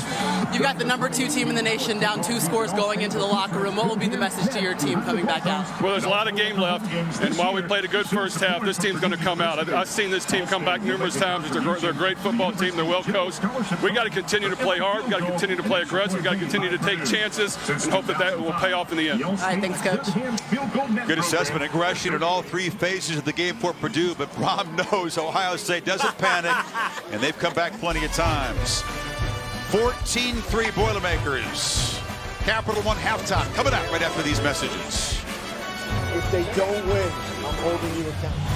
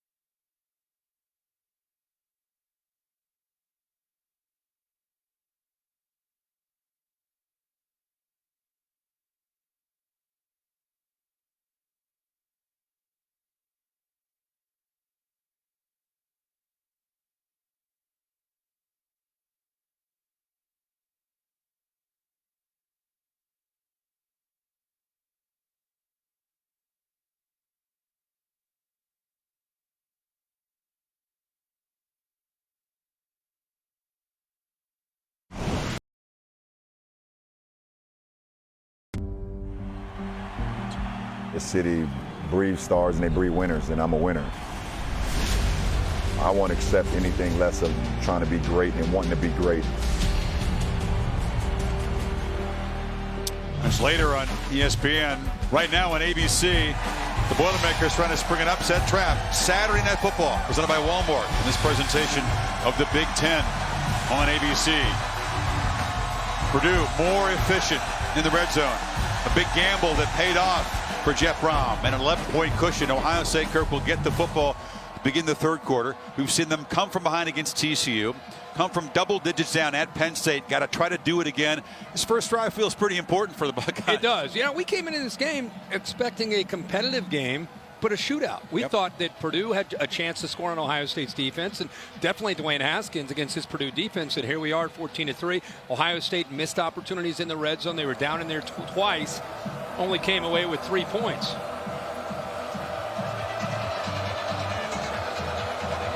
There won't be any panic from this team, though. The quarterback stays very cool and calm in these situations. And again, the kickoffs with the win tonight are just sailing deep into the end zone.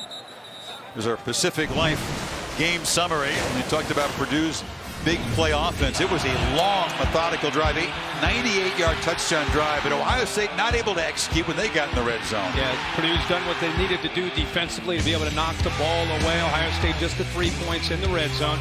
Blough with a slow start, but then started to settle in and make some big plays. Isaac Zico's had the touchdown where he just got the right foot in for their first touchdown, and then he created a pick, which gave Moore enough room to be able to get to the corner and give them that touchdown after the fake field goal. And 90 receiving yards in the first half for Moore. Haskins looking to throw.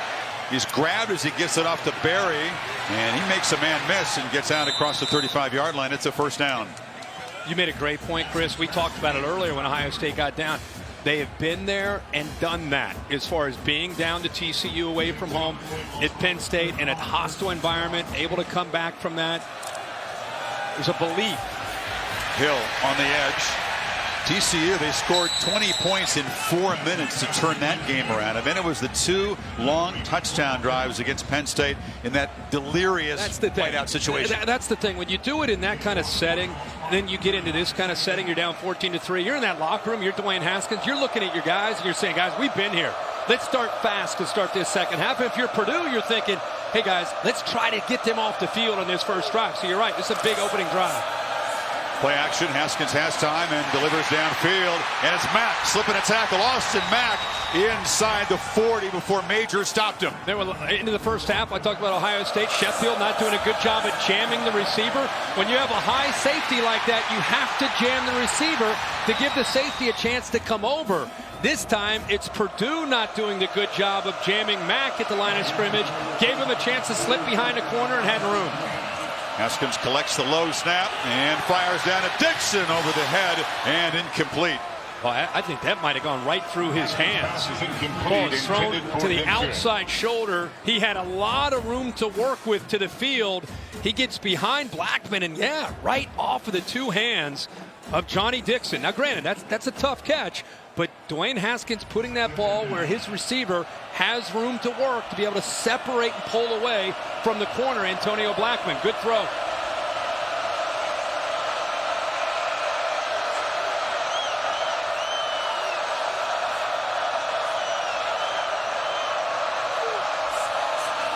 Haskins from the pocket on 2nd and 10. Good protection. And has the tight end Farrell wide open. He's still driving those legs, and he's out inside the 25. Another first down. Tell you what, it's a great effort. Those are the kind of plays that move the sticks and keep the drive alive. And now you can go tempo to try to get Purdue's defense a little confused, and they are. They were not even lined up at the snap. And now on the edge, barreling inside the 10-yard line is Campbell. Go back to that play by Luke Farrell. They got it the first down. That ignites the offense to go with the up-tempo approach. Purdue's looking around to get the call. They're not aligned. Ball is out quick to the fleet-footed and quick receiver Paris Campbell. Almost got it to the end zone. And now they flip it short. Campbell tries to weave his way. He'll be dropped right there. Excellent play by Major. 2nd and goal. So clearly the message from Urban Meyer at halftime to his staff and his players on this opening drive to Dwayne Haskins. Hey guys, we're going to go down and we're going to score. And I want you to crank up this tempo to get Purdue on their heels. Don't let them be the aggressor. We need to be the aggressor. Haskins in the flat. And Weber's going to be knocked down right there. Good play by Thieneman, the safety. Now it's 3rd and goal. Boy, Jacob Thieneman read that play from the very beginning. Did not hesitate. And because he was able to get out there to get a hand on Weber, it prevented Weber from picking up and accelerating through the rest of that defense. Nice job by Thieneman, 41. Can they protect Haskins? Can he make a play? Ohio State struggled, as you said, both times down here in the red zone so far. And they throw a jump ball to Victor. Tried to make a one-handed catch. They're trying to pick on Blackman, and that has not worked. And the Boilermakers make another stand. Another stand. Let's see what Urban Meyer does. 3rd time they've been down in the red zone. 3rd time they're unable to come away with a touchdown. Yeah, he's going because of the size of Victor at 6'4". It's a fade that they think they can win over Blackman, who's still a big corner at 6 feet tall. But Urban Meyer frustrated because he thought that was the matchup that could give him the touchdown. A little jersey grab there. They didn't call it. Not enough on Blackman. Hobbeals missed from 33. This from 23. And he knocks it through. But 3 trips for Ohio State near the goal line. Produce only 2 field goals. Lead is still 8.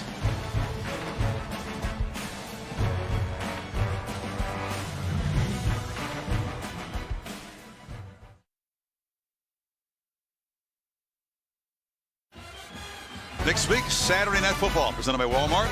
In Stillwater, Oklahoma, Big 12 battle between the Texas Longhorns. Turned their season around after the early loss to Big 10 team Maryland, taking on Oklahoma State, 8 o'clock Eastern on ABC. Sam Ellinger dealing with a shoulder. Hopefully he'll be back and be okay. Otherwise, Shane Buechele will get a chance to play. And it's a kickoff into the wind that is returnable for Moore at the 10. Rondale Moore knocked down. Good job by the coverage team to the 27. So here comes David Blough. You mentioned a slow start, but he got it going. Yeah, and look at the difference between Ohio State rushing 4. That's where he's had his numbers. 10 of 14, 186 yards and 2 touchdowns versus the blitz. Now, Greg Schiano at times was dialing up that blitz and having some success.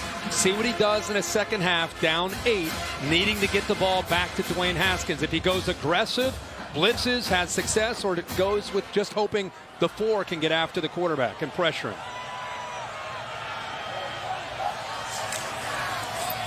DJ Knox running left. Blough's a really interesting character. We've both been so impressed by his maturity. He's a guy that is both a gifted, perhaps future minister, but also he's a card shark. He's great at card tricks. He told me he's an excellent blackjack player, a total system player. Really? He can count cards in a 6-deck shoe. He's the kind of guy that the casino would have their eye on. Wow, I didn't realize that. Excellent poker player.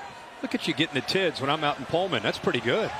Well, it's a poker match now between Schiano and the defense and Brom's offense. And the play action, Blough's going to make a long throw. It's complete. Retreating and moving away from the first down marker was Moore. Yeah, that little jump cut cost him a couple yards and sets up now, instead of maybe 3rd and 1, now a 3rd and a little bit of longer 2. Again, looking for more. We keep talking about Ohio State being, are they going to be aggressive? You heard, which I thought was great, Jeff Brom with Maria Taylor walking off saying, fake field goal, you got to be aggressive. This is the mindset we knew we had to have coming in. I want to see how that mindset continues with an 8-point lead in the second half. Boilermakers is 1 of 7 on 3rd down. And 3rd and 2, Blough thinking about throwing, and it's a strike across the middle and a first down out near midfield. You'd think Moore's a predictable target, but he's so tough to stop. He really is. What I love here is the tight end working across, takes this linebacker with him, and then look at the opening for Moore. Great design to create that opening right in the middle, and it's a mismatch with the quickness of Moore against Malik Harrison, 39. He moves right, Moore cuts underneath. But give Jeff Brom the assist there for using the tight end to take Pete Werner out of the matchup. Malik Harrison's been battling an injury. That's a tough matchup for any linebacker. And now it's a downfield shot as Blough loops it on the far side, but over the head and out of bounds. Hopkins was well covered by Sheffield anyway. The first few plays here, Ohio State not bringing the blitz. We just showed you the graphic, how they had success when they did blitz him. That time they did bring both the linebackers in the inside, trying to affect Blough, trying to get him off of his spot, make him feel the heat. Haven't seen Blough as a runner or a scrambler tonight, but he can hurt defenses that way as well. Four-man rush, quick throw, incomplete, hard hit. Sparks had the ball knocked out of his hands there by Pryor. Boy, Chris, this time we just showed you how they opened up the middle. This time Pryor is back here, and instead of dropping, he sinks because they've had some success throwing that underneath route. See how he comes down? It's kind of like in a robber position, expecting one of those crossers, and takes it away. Moore, the slot to the left on this third down play. They need 10. Ohio State press man across the board, showing blitz. Let's see if they're showing it and dropping, or they bring it. And they throw it underneath. Hopkins, the tight end, makes the catch. Not first down yardage. Or it's Herdman, excuse me, the other tight end, the big physical guy. It's 4th and 3 now. Up 11. Is Braun going to gamble here? No, here comes the punt team. Going to bring the punter out. Ohio State gets off the field. They brought a little bit of a late blitz. You never know with this guy, though. No, you don't. You don't. I mean, how many coaches would have kicked a field goal, a chip shot to go up 7? He's thinking, no, we're thinking touchdown down there. Absolutely. And this man, a tough run, was able to convert as the holder. Now Schopper will again try to pin Ohio State deep. Takes it high with backspin, and they ran into him. He didn't run into him. He did a backflip into him, like a cartwheel into the punter. I don't know. I don't know what happened here, except indecision. Roughing the kicker. Defense number 53. 15-yard penalty. Automatic first down. It's Davon Hamilton. Devon Hamilton here does a cartwheel. Urban Meyer can't believe what he just saw. Defensive tackle doing a cartwheel into the punter. It's a 300-pounder. It's been a physical night for Schopper as a punter and a holder. And boy, you look at that, you think he's lucky to escape injury. Yeah. The holder, of course, where he had the big run, he got hit pretty hard. This time, Hamilton, who's 310 pounds, mental error for Ohio State, gives Purdue really good field position now and a first down. 9th penalty for Ohio State, puts the ball at the 31. Blough rolling out and delivers.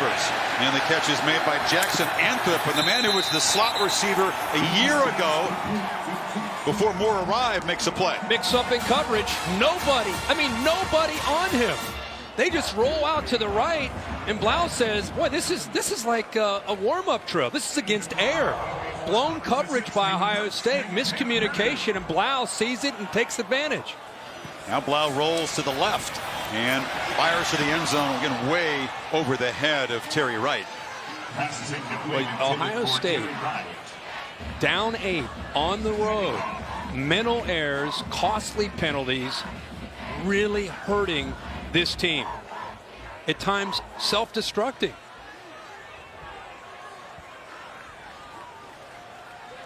So see if Purdue, again 2 for 2 with touchdowns in the red zone so far, can make it 3 for 3. 2nd and 10. Shot for Rondale Moore in motion here. Yep, he's going to motion. Some confusion. Play clock is winding down. Is he going to get lined up? He does. Blough's rolling the other direction, looks to throw back. And underneath, catch made. Muscling down to the 1-yard line is Hopkins. First and goal, Purdue. Another misalignment and a miscue by Ohio State in coverage. The progressive pylon cam shows that he's short of the goal line, but a well-designed play with a roll on a bootleg with Rondale Moore actually going that direction. The defense just completely misses on Hopkins on a delay going the other direction. Blough patiently waits for the play to develop and then makes a great throw. Knox is the back. High formation, 2 tight ends. Old time Big Ten football. Touchdown, Purdue!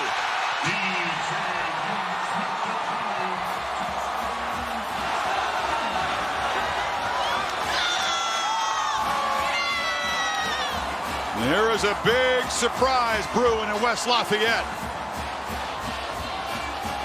The mental mistake, the personal foul, prolongs the drive, and Purdue is 3 for 3 with touchdowns in the red zone tonight. 73 yards in 10 plays.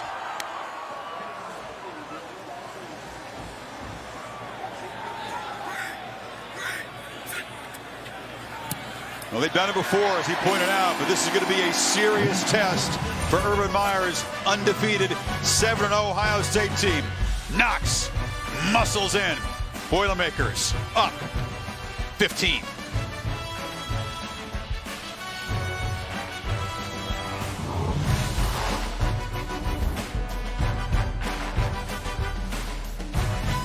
Saturday Night Football, presented by Walmart on ABC, is brought to you by Samsung QLED TV, the official TV of ESPN College Football. Strong tradition of astronauts here at Purdue. Waxing gibbous moon over West Lafayette. And the Boilermakers with a 15-point lead midway third quarter. 2 touchdown underdogs kept Ohio State out of the end zone so far.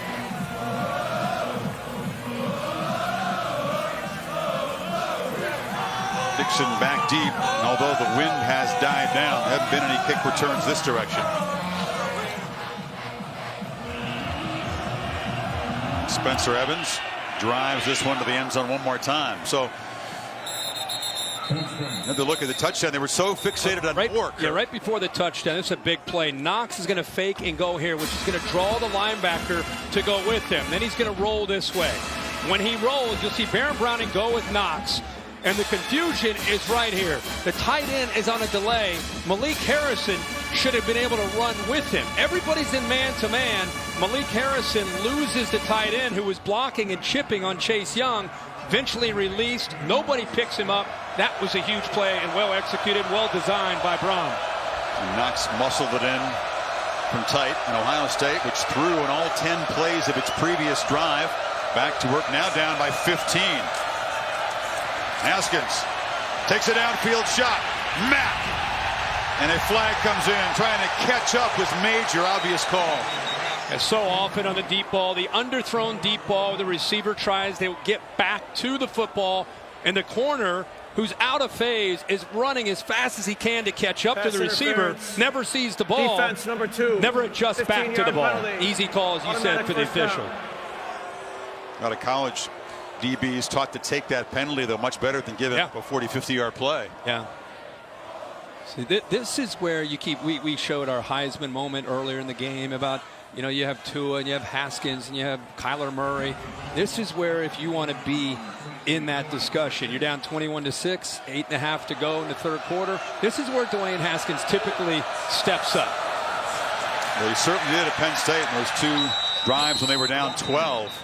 Well, he has become somebody that the Ohio State coaches trust in these situations. And I think sometimes something that doesn't get talked about enough, but the wide receivers, the group of wide receivers that he has to throw to, many of these guys, seniors and a couple of juniors who have played a lot of football.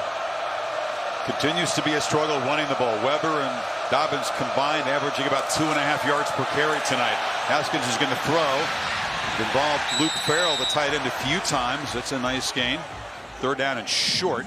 Yeah, looks like Kenneth Major, who we keep bragging about making tackles that time against a bigger tight end, Luke Farrell at 6'6", 250, may have hurt himself trying to make that play. Now, it's a lot of dots here, but let's explain. This is the passing chart for Haskins coming into this game. The first thing to notice is the aqua dots are the interceptions, and there's very few of them. Now, look downfield beyond 20, Kirk. All the yellow dots, those are the touchdowns. 5 long touchdowns played. What you notice is the cluster, all those passes behind the line, and then 0 to 10. And 10 yards and underneath. And I think a big part of what that is, we talked about in the open, is they lull you to sleep with a lot of the short, quick throws, and then they open it up and try to go downfield. Tonight's, if you look at tonight's pass chart, it's very different because he hasn't had the success getting the ball yet down the field. This is tonight's, and the yellows are the completions. See a lot of the short throws to the right, nothing downfield, especially beyond 15, 20 yards. They've not been able to have any success at all. Major's able to walk off. It's important that he not be lost for the game. He's had a career high 12 tackles already tonight. Take a break.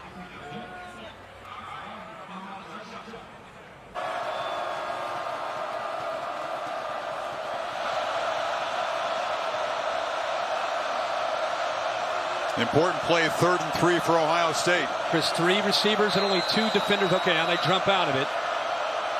Now Hill comes in motion.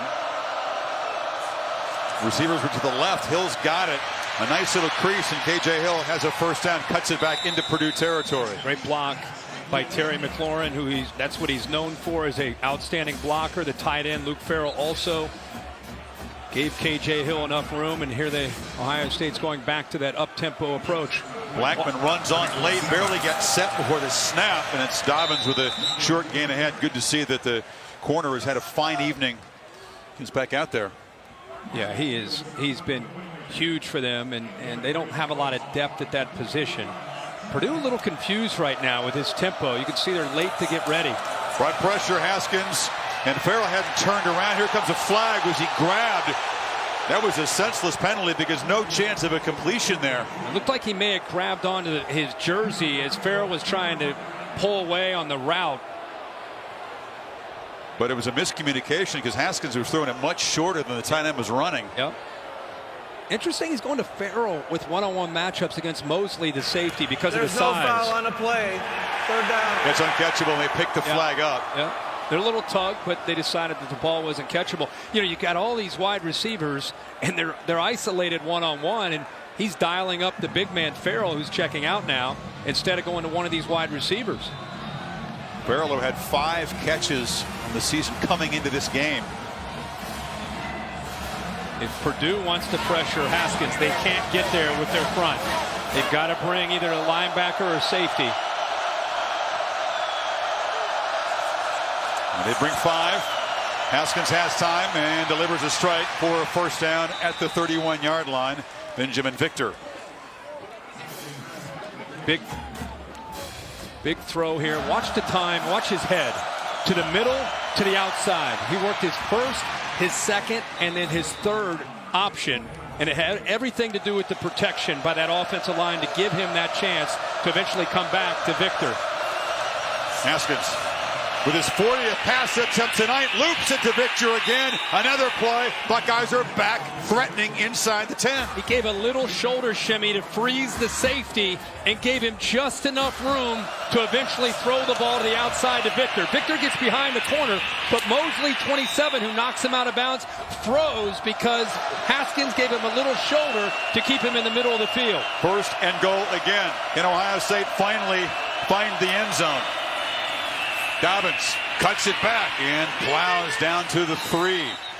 Interesting, we spotted with Austin Mack out being looked at by the team doctor, a conversation with Victor by Urban Meyer before he made those couple of plays. Almost like we're going to look for you. It's time to step up, big fella. And he did against TCU, or rather against Penn State late in the game.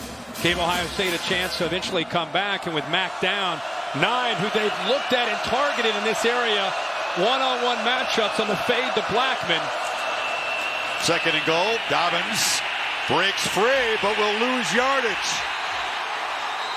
Lorenzo Neal got there quickly to move him backwards. Quickly is a great word. Watch how he shoots through this gap and goes right by Jordan into that backfield. Keep in mind, he's 320 pounds. Puts his left arm out there, slows down Dobbins enough to let the defense rally to the ball. And here we go again. 3rd and goal in this red zone area. And Purdue keep them out of the end zone a 4th time tonight. He's been going down here a lot.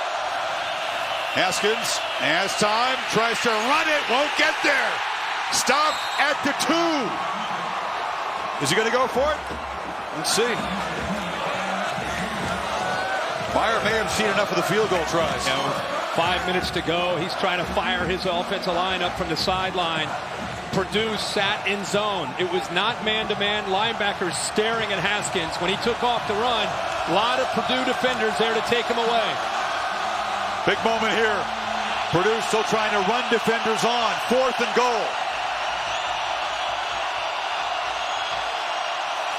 Haskins, Hill, incomplete! Off his hands. Ohio State still cannot find the end zone. That's why coaches talk about red zone efficiency. I thought this snap looked, for a ball that's trying to come out fast, look at the snap kind of come up like a rainbow, slow, and I think it forced Haskins to try to hurry and get the ball out there quickly. See how the ball was almost end over end. It wasn't your typical tight spiral to get it out there, but I think the snap being slow affected Haskins in his rhythm to throw the football. Good point, and Kirk, Antonio Blackman, if you look at the tape, every opponent would say 14 is a corner we can pick on, we can exploit. He has come up tonight huge time and again. Sure has. But the Boilermakers, with that 15-point cushion, are backed up in their end zone, and Knox is wrestled down right at the line of scrimmage. And I think that had everything to do with Urban Meyer's decision. You know, of course, he needs a touchdown. Worst case scenario was they get stopped, and now you're going to give Purdue the ball inside their own 2-yard line. He's taking his defense. Maybe they get a stop. Maybe try to make them punt from deep in their own territory and get the ball back to Haskins. That's why David Blough's got to come up with an answer here. We saw it earlier where they had the ball deep like this and they had a big drive that led to a touchdown. They throw from the end zone.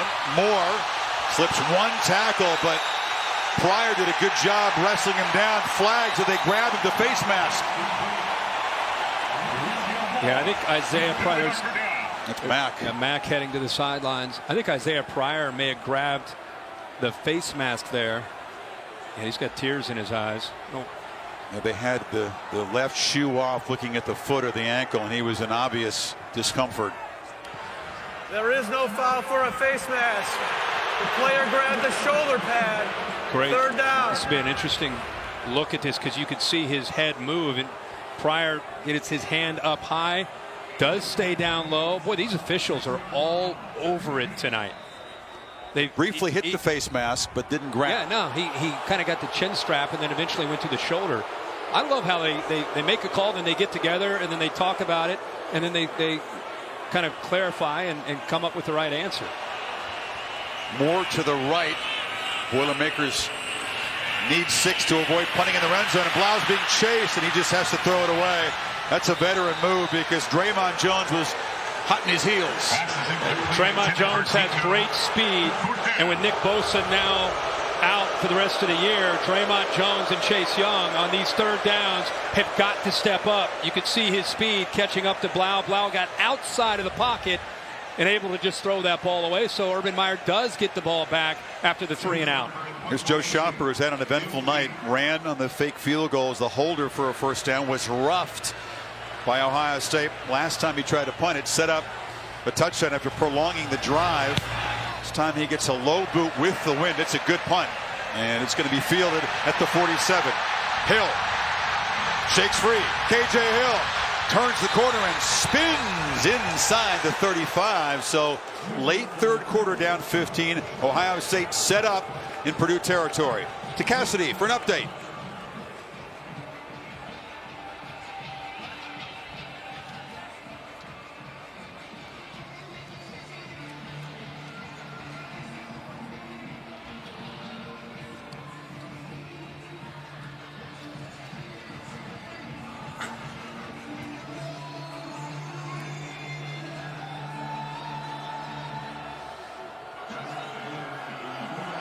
LSU looking pretty stout. Don't they have a Devin White, the linebacker, with a targeting call. He'll miss 1st half of Alabama. Haskins, long shot off the fingertips of Victor. He tried to go to big number 9 again, and Tim Kaysen was in coverage. And Tim Kaysen leverages him. Watch him eventually take Victor out of bounds. Ball is thrown out there, but it had everything to do with Kaysen using that arm bar to eventually get him to the sideline, where Victor cannot make a play on that football. Got some backup corners in there. Dedrick Mackey, number 1, is a freshman. He's on the far side, matched up with Paris Campbell. Looking that way, almost intercepted. Thieneman jumped it, had his hands on the football. Now, this is where the experience comes in. for Thieneman. He's reading the eyes of the quarterback, and that's what draws him eventually out into the flat. Haskins is staring it down. The corner blitz is there. That's why you see 41 trying to get out there, but he also sees the eyes. Dwayne Haskins, because he felt that blitz, wants to get the ball thrown as quickly as he can, and almost a big interception there by the senior. 3rd and 10. Boilermakers showing some pressure. They bring it. Haskins under pressure. Incomplete. He had 0 time. Couldn't get it to Dixon. I tell you something, man. You got to give Nick Holt a lot of credit for this game plan that they have come up with. 3rd down. They bring one more than Ohio State can handle. Haskins has nothing to do but to get rid of the football. Nick Holt is dialing up a game plan tonight, doing a heck of a job. Who would have thought we'd be with 3:14 to go in the 3rd quarter and Ohio State would have 6 points? This is defense that's been getting better and better. They throttled Illinois, but that's a struggling Illini offense. Tonight has been an unbelievable performance by this group. And the Buckeyes squander by far their best field position. Chrisman picks it, and Moore makes a fair catch at the 10-yard line. 3:09 in the 3rd. Well, Curtis and the All-State bus here in West Lafayette. All the mayhem and a busy Saturday. What's your All-State mayhem moment today? College football is mayhem, and Nebraska and Scott Frost, they finally get their first win over Minnesota. Martinez with a big throw here to Morgan for a touchdown. And Nebraska in Lincoln, they give Scott Frost that first win that just seemed every week like it would just avoid them, and finally they come up with that big win. Congrats to Nebraska. Meanwhile, in the Big Ten West, Northwestern goes to 4-1. Iowa, Wisconsin 3-1. Purdue trying to join them at 3-1 with this upset. And there's the handoff to Markel Jones. In the East, Michigan beat Michigan State to get to 5-0. Buckeyes trying to stay with a share of the division lead with a win here tonight. So now you have Blough, who you still think they're going to be aggressive because that's their mentality, but things are going to change now. Now it's about working that clock a little bit. You've got a comfortable lead. You don't want to do anything stupid. You want to be smart with the football. But you don't want to just pull your horns in and be completely conservative. That's just not in their DNA. No doubt. Blough throws, catch made, wrestled down short of the first down is Jared Sparks. That's a great point, Kirk, because whenever Blough in this offense has tried to be a little bit conservative, it hasn't worked. That was one of the reasons why on this field, Eastern Michigan came in here and won.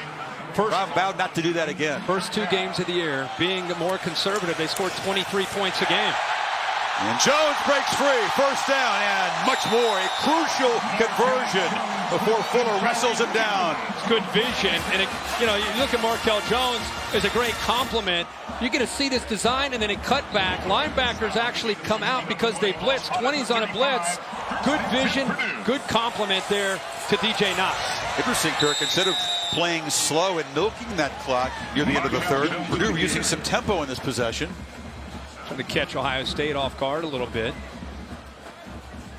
Ended up actually costing them a few yards. But it is an interesting challenge because the team that has gotten back to 3-3 by being very aggressive, very bold, now finds itself with a 15-point lead on the number 2 team. Like I said, those first 2 games where they were a little more conservative, and they also had a different quarterback in Elijah Sindelar, 23 points a game. These last 4 games where they just said, what the heck, let's start taking chances with Blough. Nearly 40 points a game in these last 4. Work the play clock to 5 on 2nd and long. Blough just fires it into the turf. There was nothing there. Tyreek Smith pressured him off the edge. See the first 3. That does include the game against Missouri when Blough threw for 572 and a loss. And that's where they made the change. They had a little bit of a quarterback quandary when they broke camp because they had 2 guys that they felt could be starters. They ended up going with more of a passer in Sindelar the first couple weeks. And Blough is a veteran who was a starter here 2 years ago. Kind of settled into that spot in that Missouri game and has not looked back. Moore's in the slot to the right. And they're thinking maybe trick play here on 3rd and 13. Got 5 receivers out there. Got to hurry. Play clock at 1. Gets it off. And Blough underneath throw. Catch made. Fighting near first down yardage as Moore doesn't get there. It'll be 4th down. You think it's just a quick little underneath throw to a guy, and there's no way they're going to pick up a first down, right? Well, with Rondale Moore, you hold on to your hat because after the catch, he is a dangerous receiver. Offense is on the field, but he's not going to go for it here, is he? Let's work the play clock down and punt it. Oh, of course. Come on. Yeah. Yeah, here goes the punt team now. I mean, there's bold and then there's reckless. Yeah, right.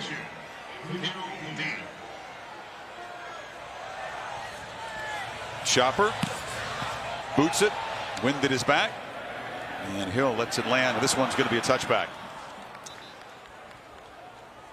This week, Monday Night Football. Matchup has Saquon, Odell Beckham Jr. and the struggling Giants against Julio Jones and the Falcons in Atlanta. 8:15 Eastern on ESPN. Boy, Saquon had just a monster start. If you covered him in college, like him like we do, you appreciate the start that he's had, but it's been a tough go for the Giants so far this season. Yeah, it really has. But how much fun is he to watch, and how much does he resonate? I have 4 boys at home, and their favorite player is quickly becoming Saquon Barkley. They love to watch him play. His style is easy to be attracted to. Absolutely. Your favorite player, Odell Beckham Jr. Oh, yeah. I love him as a guy. He's a little crazy sometimes, but I love him. You know what? Saquon Barkley, I made a comment during the draft that I thought outside, go all the way back to Adrian Peterson. I thought he's the most talented back coming out of college into the NFL, and we'll see as his career continues. Big one Monday. Final play of the quarter, or maybe not, because it was a quick incompletion to KJ Hill, and now Ohio State's going to face a 3rd and 9. And I know this is an accomplished team and a poised quarterback and all that stuff, but it's starting to get a little bit more urgent for Ohio State. Neal down on the field. One more play in this quarter, and then 15 more minutes, and they're down by 15 and still haven't been able to find the end zone. The other thing is, can you think this year, when you've seen Dwayne Haskins look rushed the way he has tonight? I mean, he looks like, he's getting rid of the ball, or his feet are hurrying, and it's because of what Nick Holt is dialing up on defense. They're covering people, they're blitzing him, they're making him uncomfortable. Their whole plan this week, we've got to affect 7. What can we do to affect him? Well, again, we have a whole quarter to go, but they're doing a heck of a job so far of it. I'm just trying not to laugh because you got Darren Brown, Dave Katai, and your son are all huddled together just off screen here as you're trying to break down the 4th quarter. All excellent stuff. I'm with you. But no, I mean, this Purdue defense, it's hard to overstate what a performance this is. How clutch they've been backed up against their goal line as you see Neal walk off. I mean, there's no one on the planet, including the Purdue defensive players and coaches, who thought they could do this. Again, still a quarter to go, but this is a stunning job. Yeah, through 3 quarters. I mean, this is about as well as you could have ever hoped if you were a Purdue fan and a fan of Nick Holt and this defense. You know, one thing about their defense, they've given up some yards, but the area where they've improved is 3rd down defense and the red zone defense. That's why they only give up 23 points a game, which is pretty good considering the amount of yards that they've given up. You talk about the change in the Ohio State offense with Haskins slinging the ball around, how dynamic, how dangerous it is. As he flips a short screen, Dobbins has a couple blockers, and he's wrestled down short of the marker. That was Marcus Bailey making a clutch tackle to keep the Buckeyes from moving the sticks. 15 minutes to go. The Boilermakers protecting a 15-point lead. Final period, West Lafayette coming up.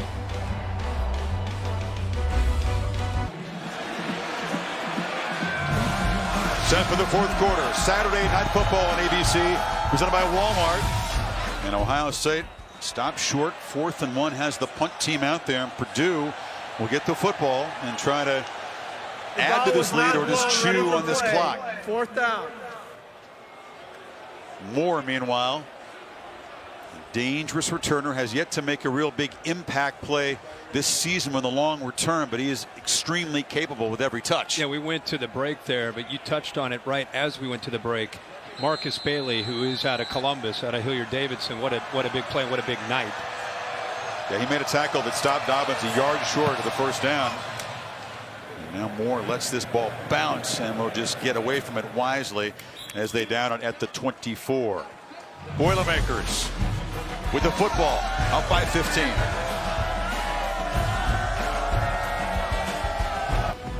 Tomorrow morning, 10 o'clock over on ESPN, Sunday NFL Countdown. Gang will break down what's going to happen when the Patriots have the football against the Bears. Tom Brady against Khalil Mack and 20 other guys. Drew Brees mic'd up. And you got mossed. Look at the guys in college football who got embarrassed by big catches today. Purdue, final quarter, up 15 from their 24. Knox running left and a powerful run out for about 4 or 5. Purdue throwing for 316 yards tonight, and Blough has had a good night throwing. Obviously, Rondale Moore has been the most substantial part of this offense and what they're trying to do. See if they continue to try to find ways to get him the ball. He has 15 targets tonight on the night with 11 receptions. Well, there's some confusion. Moore was in the game, then he jumped to the sideline, so that's going to be an infraction on the Boilermakers. And 12 guys out there. Illegal substitution. Offense, 12-minute formation. 5-yard penalty. Remains second down. It was Moore was supposed to come out and realized it too late. Any little mistake like that just gets amplified when Purdue's trying to finish the job tonight. It'll put him back behind the sticks on second down and 11. Now he comes back in the game. Well, this Purdue offensive line, we keep talking about all the skill, Chris, but they have done a great job at the line of scrimmage for the most part, controlling things, especially when they've had this lead, and get into a little bit more predictable play calling. Blough gets protection, delivers a high throw off target, trying to find Terry Wright. It'll be 3rd and long, and it's one of those plays where the Ohio State defense so capable of creating pressure, creating a takeaway if Blough's not careful. And Blough had time to throw there, just to misfire as he tried to get the ball over to Terry Wright in near sideline. And for Ohio State, the clock stops. Buckeyes are giving a blitz look pre-snap. Yeah, tight press man across the board there. Moore in the slot to the right, matched up against Wade. Blough looks that direction, and even though Wade fell down and Moore was open, throw was high, but they hit the quarterback late. 2 flags come out after the throw. Personal foul. Roughing the passer. Defense number 86. 15-yard penalty. Another mental mistake, Kurt. Couldn't quite get to them. There's Draymond Jones in the middle working through Shane Evans, and clearly, so as soon as he hit him, he looked up. Wasn't that it was necessarily a dirty hit. It was just the fact it was so late. 2 flags coming in right towards Draymond Jones. What's your reaction? 10 penalties, 86 yards now, Ohio State. Yeah, I mean, it's hurting themselves huge. Yeah, very uncharacteristic. You wouldn't expect that from this team, ranked as high as they are in the country on the road. They knew they'd be in for a battle tonight. It was roughing the punter that extended the drive. Purdue eventually scored. Now a roughing the passer moves the ball to the 38. The Boilermakers can work more clock. It's Knox who goes in motion.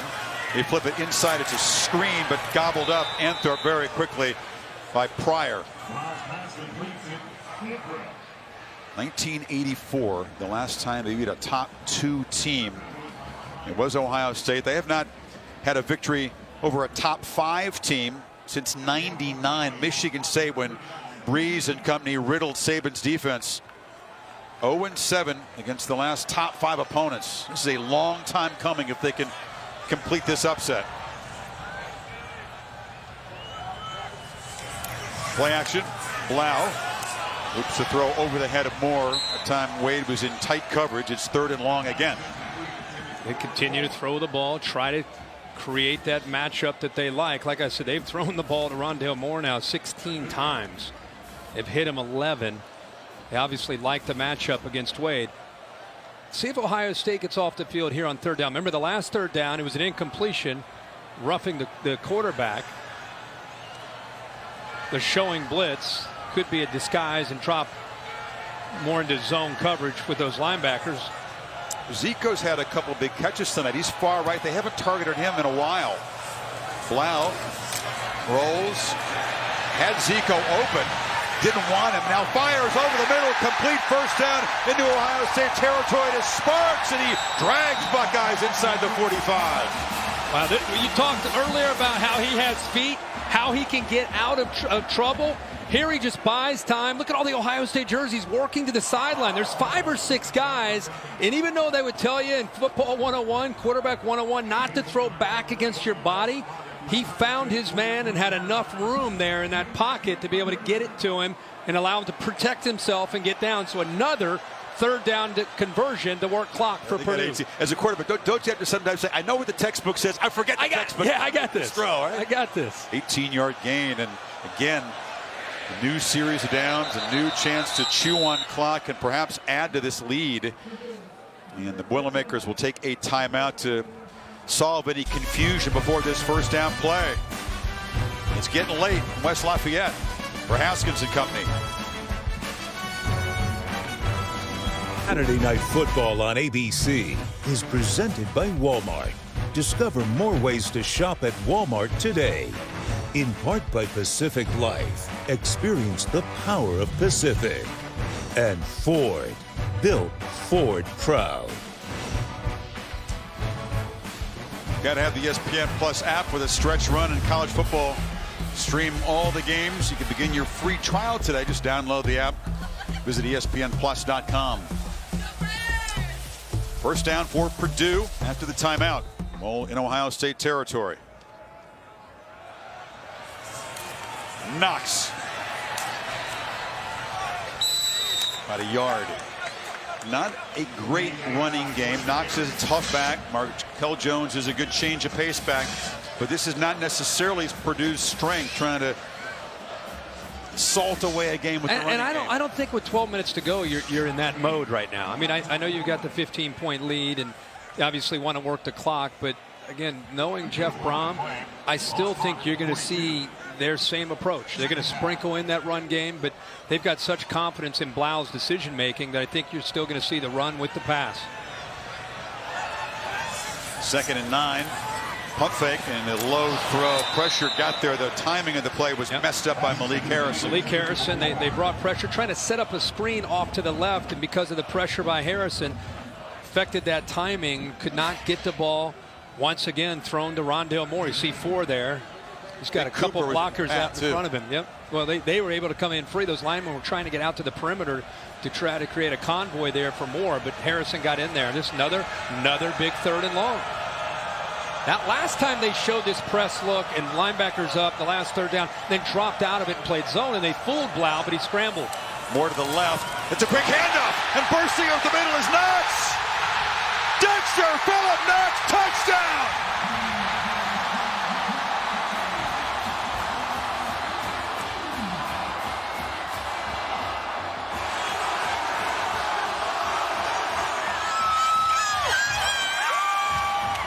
Boilers up by 3 scores now.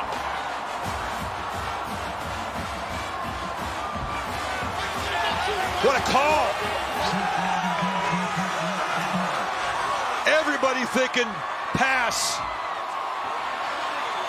What a call. First 42 yards. Tyler is fired up. What a call by Jeff Brom. And Chris, it was a great call for the first down, but the linebackers took themselves out of the play completely and watched the run support by Isaiah Pryor, who doesn't even see the back run by him. Doesn't even see him.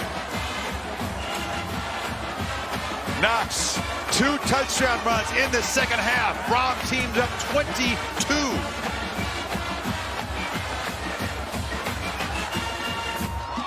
At 0-3, including a loss to Eastern Michigan in September, poised for a landmark upset. 28-6 is the lead inside of 12 minutes.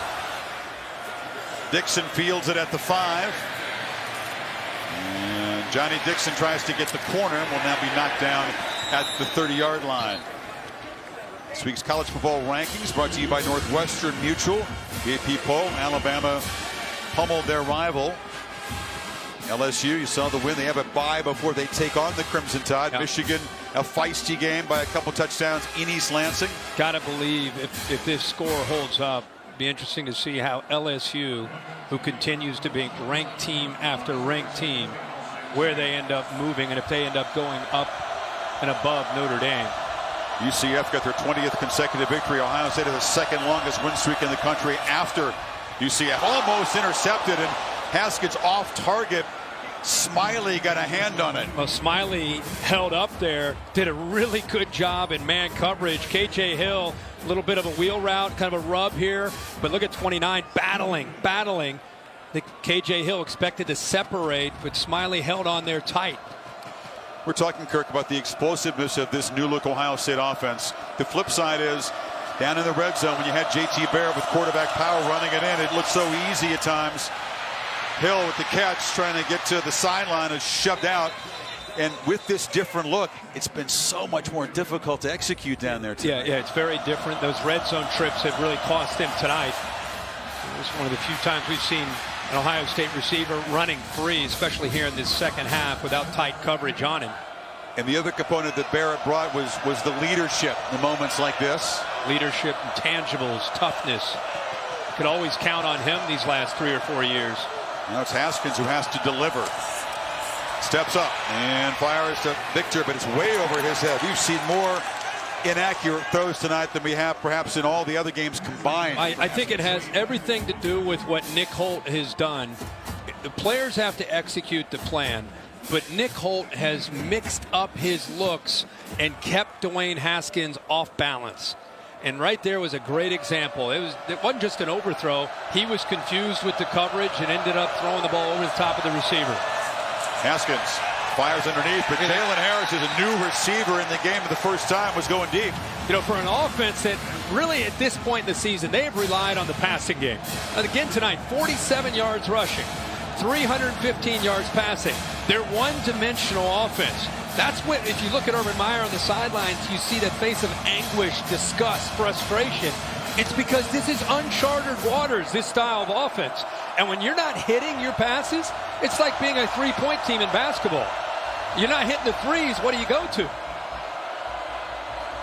Ohio State is going to be, they run a receiver off very late, so they made a substitution, so they have to hold it to see if Purdue wants to make one. But now the play clock is winding down. Haskins gets it away to Weber, and he's dragged down at the 47-yard line by Bailey. And it's 4th down.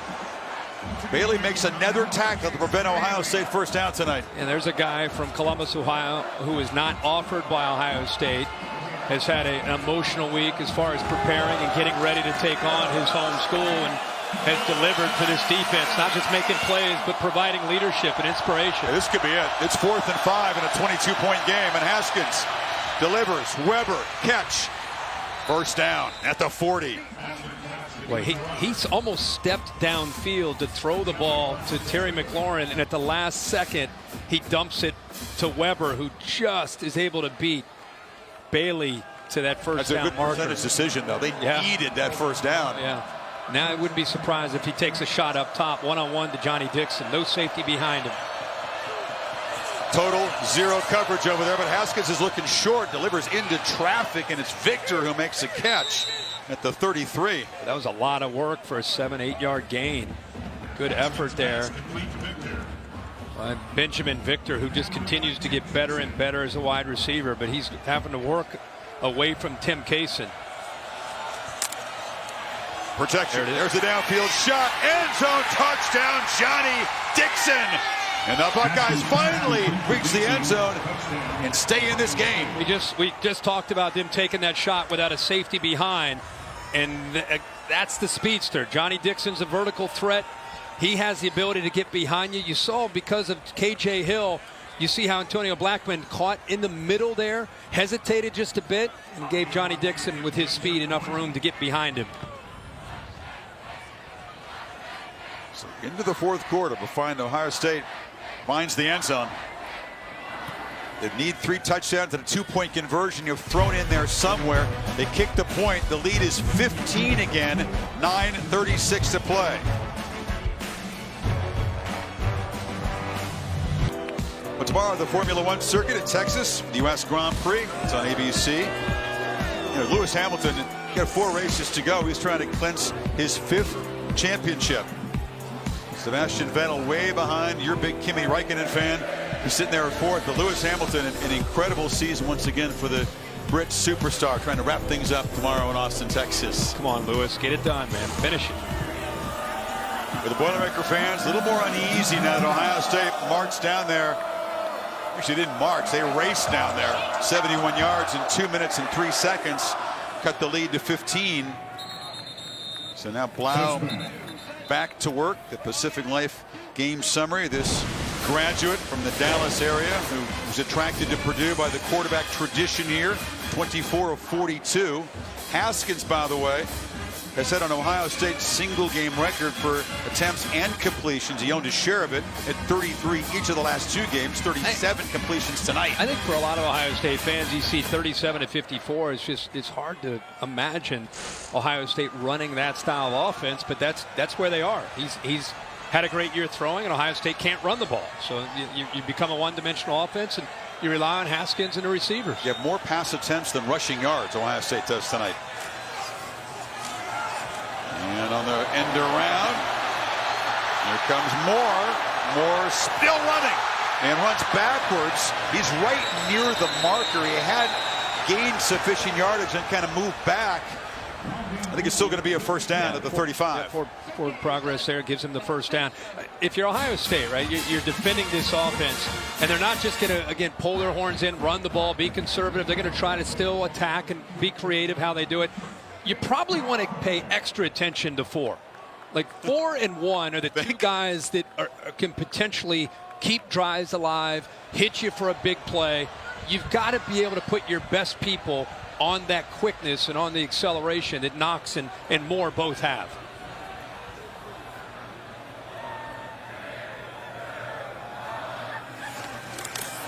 Knox runs really hard. If you haven't seen this guy run before, he's giving you a show out. Purdue fans just love the way he plays football. Chris, watch the 3 linebackers who need to make plays against the run, how they just get caught up in the wash. They're nowhere to be seen in this defense. They're coming downhill. They get caught up with the linemen. They're not scraping. They're not making plays. The safeties and the linebackers at run support have really hurt Ohio State in the last few weeks. And 2nd and 1. Chance for another fresh set of downs. Work on more clock. They'll snap this ball with just about 8 minutes to play in the game. Moore in motion. They fake it to him. Knox has a first down. So even though you're running the ball, there's still some eye candy. They're still running jet motion. They're doing things to affect the communication and affect the defense and their eyes. Just you see 4 flying in motion running a 4-4. Your linebacker or safety, you're paying attention to that, and they're using that almost as a decoy to then just run a simple run up the middle with DJ Knox. Now this offense will be very methodical, looking to the sidelines for Jeff Brom's signal. Play clock down inside of 10. Blough under center. Jet sweep. Moore has got it. He's got the corner. Stop and go. Nope, he stepped out of bounds. Actually, he slammed on the brakes and then tried to accelerate, kind of one of his patented moves, out of the 40, but another first down. We just talked about jet sweep. Watch the Ohio State defense. Draymond Jones, he doesn't know where the ball is. They seal the edge with some nice blocks. They're pulling the left tackle around to pick up another block, Swingler, and there's big yards. What did we just talk about? 4 and 1. Chances are going to have their hands on the ball.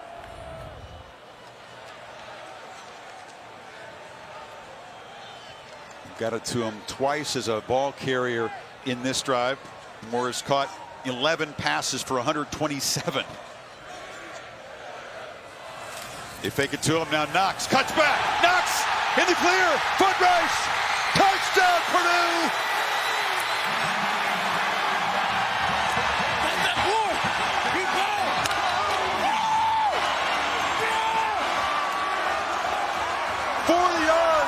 And the hat trick for Knox.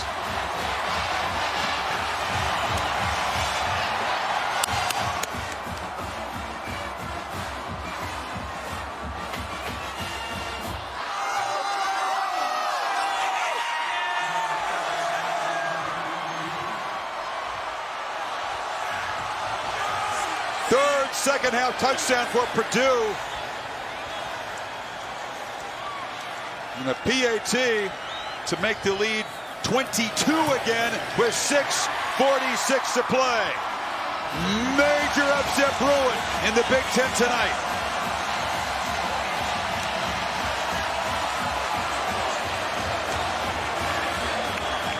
That Ohio State has decided often this time to walk their linebackers up. Here's the jet sweep, which affects the safety.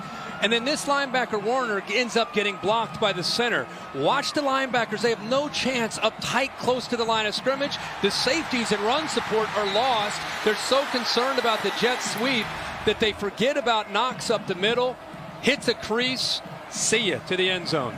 We think about Purdue being a pass offense. They're 7th in the country, and they've exceeded their average tonight, but the running game has been enormous, especially here in the second half. Dixon wrestled down across the 30, and 3 touchdowns for DJ Knox. Back to Cassidy for another update.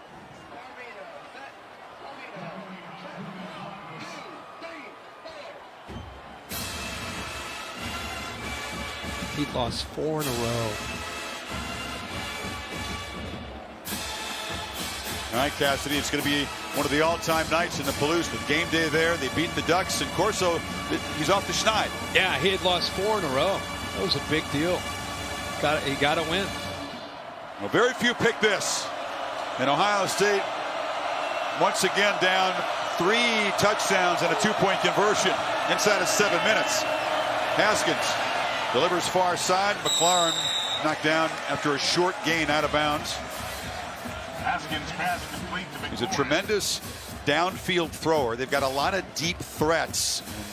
They're going to have to create some magic right now.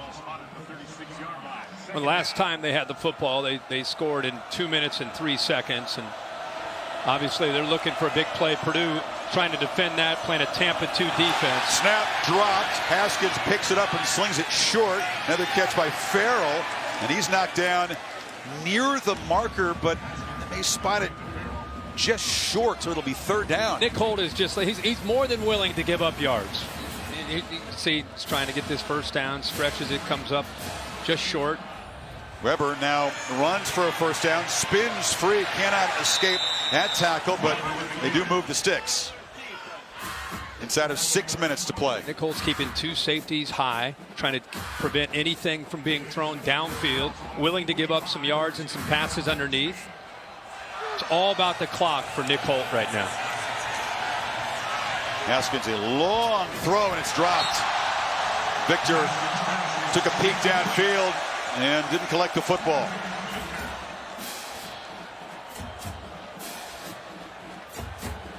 What an amazing night developing here in West Lafayette for a football team that has not had this kind of a victory in a long time. Still more work to do. They're chanting overrated at the Ohio State team.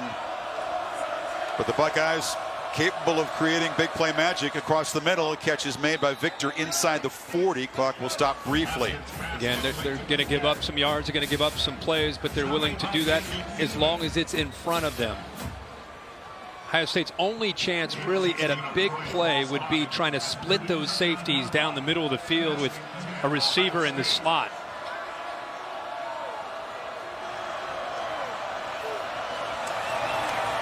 They bring pressure. Haskins throws under pressure, delivers downfield, overthrown. Once again, they were able to hurry the quarterback and knock him down. Thieneman came on the blitz. And they also bring Bailey. You know, they'll tell you their defensive line this year is not the most athletic. They're grinders. The only way they typically get pressure is when they bring Bailey or Thieneman, the linebacker or the safety. They mix that look in tonight very effectively. Haskins rolls, pump fake, and flips a high pass. McLaurin makes the catch along the sidelines there. It'll be 3rd down again. Ohio State needs urgency here. Clock running. Taking a while to check out the sideline, to get a play call, to get things lined up. Oh, didn't get out of bounds. Haskins on 3rd and 5 surveys the field, and they pick up the first down. Nope. Dropped. Hill dropped it. It's 4th down. And this is the ball game coming up suddenly. 4th and 5. And Urban Meyer's team, to keep any hope alive, needs this one. Can bet that they're going to bring Marcus Bailey up the middle here, 21.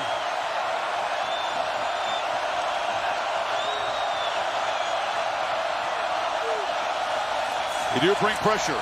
He gets it out quickly. Caught! McLaurin! Touchdown! Ohio State converts on 4th down and scores the touchdown. To McLaurin. Touchdown. Well, they gambled by bringing pressure and paid for it. Great recognition by Haskins. He sees the safeties down. He knows he has one-on-one. Goes to that matchup with McLaurin against Antonio Blackman, and McLaurin gets the separation. He goes right away, knows that blitz is coming, gets the ball out, just flips it with his wrist, and leads McLaurin, as I said, who gets out of the way and gets that separation from Antonio Blackman. 34-yard touchdown in a night when Haskins has broken Ohio State single-game records for completions and attempts. The lead is 15 again.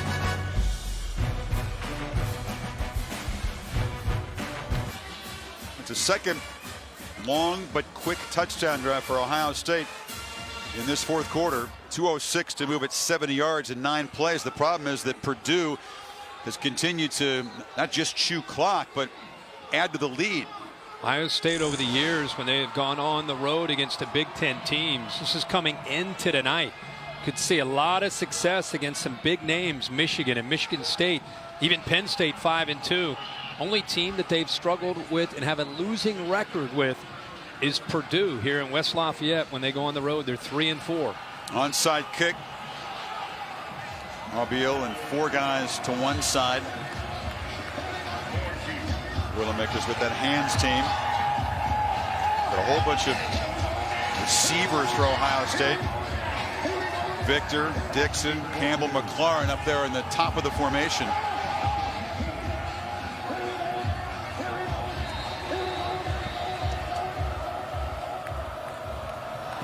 They kick it get way. They don't get the hop they need, and the Boilermakers recover it. And Marcus Bailey from Columbus there to gobble it up.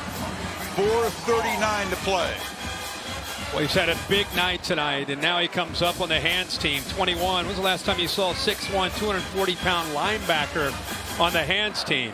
Good point. I haven't seen that happen very often, but he acts like he's been there his whole life. No problem. By the way, went to a great high school, great football program in the Columbus area, Hilliard-Davidson. Hard-nosed program. And they produce a very smart, savvy, tough football player. And this would be the most satisfying win of his life, big by far. Knox pressured and spun down for a loss at midfield by Warner. Ohio State with those 3 timeouts, they're all in, trying to get a 3-and-out. Going to use their 3 timeouts and try to get the ball back to Haskins. We expect a shootout next week in Stillwater, 8 o'clock Eastern time here on ABC, also streaming live on the ESPN app. Walmart presents Saturday Night Football, and it'll be the Longhorns and the Pokes. Best chance to win the Big 12 title. Oklahoma, big win over TCU today. Texas, even though they beat them, given a 28% chance. Of course, you got to play Big 12 championship game. Could be a rematch there. Yeah. Don't count Oklahoma out. They still can score a lot of points. So Purdue, behind the sticks, has more in the backfield. Now they motion him out on 2nd and 13. Blough just rolling out, following blockers. Hasn't done much designed running tonight. A very safe call. And Ohio State will spend a 2nd timeout here. It's like Ohio State may have a player down. This Ohio State team came in with a lot of injuries, guys playing with some pain. It's like Okuda, the corner, who's down. As Purdue tries to finish us off, a tremendously satisfying win. We think obviously about Tyler Trent, the most dedicated, passionate, tough-minded Purdue fan out there, and a young man who's battled bone cancer for 3 times.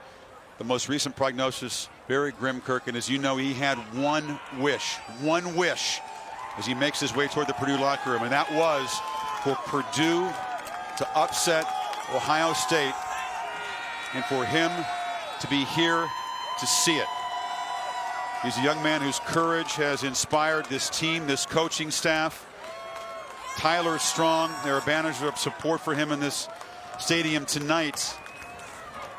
Purdue has played with the kind of resolve and toughness that he would hope for, Kirk. And this is the kind of thing that if they can complete this upset, you could write screenplays. You could make movies about this. Yeah, such a incredibly inspirational story. And, you know, he is in hospice at home and wanted so desperately to be able to come here and be a part of this night.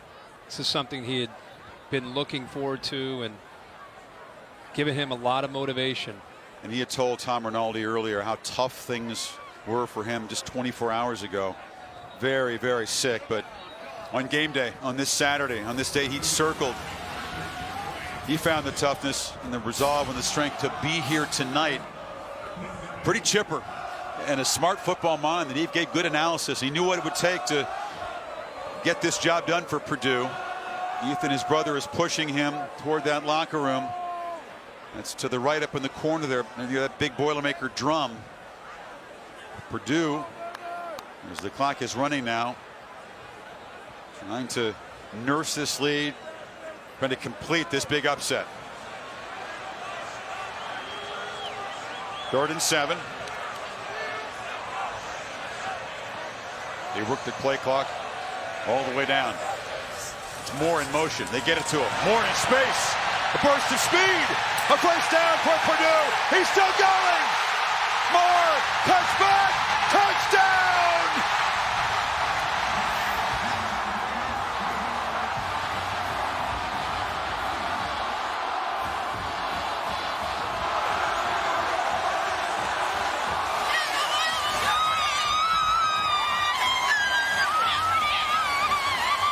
And every Boilermaker on this team in the stands, the alumni, they will all say, Tyler, this one is for you.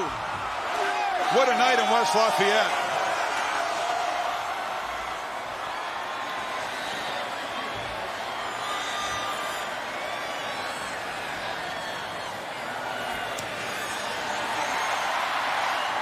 He's special.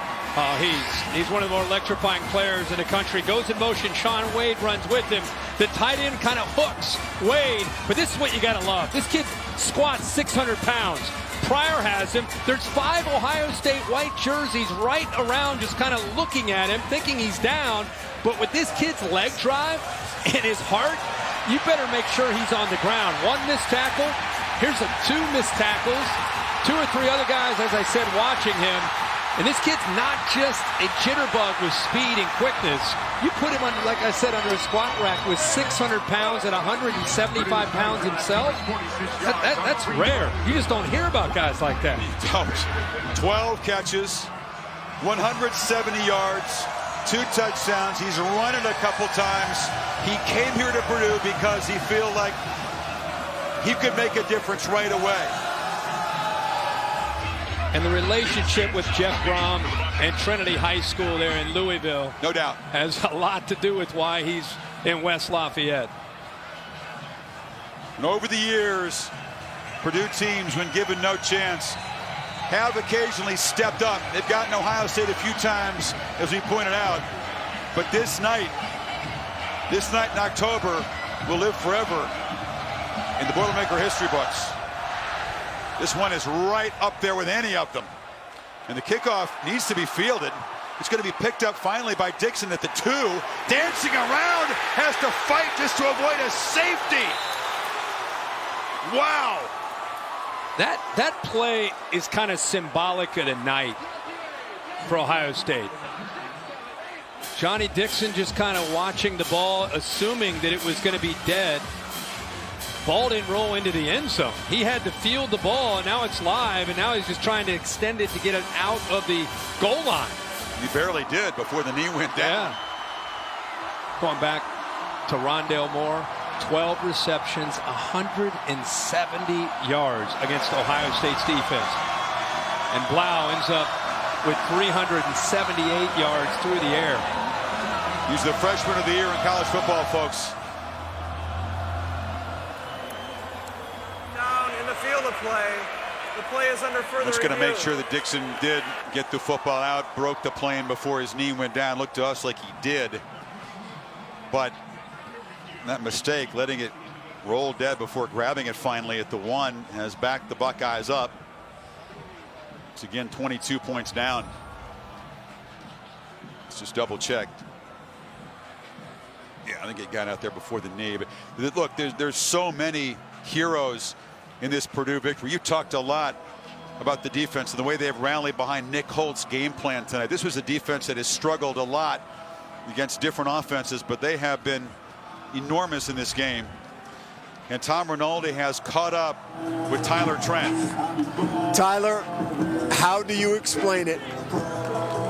Unexplainable. That's Boilermaker spirit right there. When you were dreaming of trying to get here, fighting through what you've been through over the last weeks, how did you envision this night playing out? Not like this, honestly. Ohio State has a really good football team, and I knew we had a chance, but I didn't think it was going to be 42-20. That's for sure. You texted me during the fourth quarter that you could barely breathe. Why? I was holding my breath. Ohio State always has a chance. You can't give them any breathing room. That's why. I was holding my breath. Didn't want them to come back and beat us. For everyone watching now, let them know, Tyler, what's a Boilermaker? Apparently me, according to David Blough, but a Boilermaker is the team that won on the field this evening is made up of Boilermakers. That's what Boilermakers are, right there. So. Congratulations on a great win, the one that you foresaw and few other people did. I know you're headed to the locker room. I know you're going to enjoy that. Great win. Thank you. Guys, boiler up. You know it. Boiler up, hammer down. He said the Boilermaker team embodies the spirit. I think they would all say that that young man sure does embodies what the Boilermaker spirit is. No doubt. Wow. 3rd and 3. Haskins slings it to Hill, who goes to his knees and does move the sticks. I think clock inside of 3 minutes now. It's like KJ Hill may have tweaked something, slow to get up. I don't know. I look at this as not just Purdue, so huge win for Purdue of 42-20 with just under 3 minutes to go. If you're looking at Ohio State, it's a team that's ranked number 2 in the country. Much bigger issue than just getting upset. The execution, the energy, the attitude, poorly prepared tonight. Didn't necessarily have energy and fight and a competitive spirit about them throughout this game. I think this is a bigger issue. The offense now just one-dimensional, strictly throwing the football, no running game at all. I think it's bigger.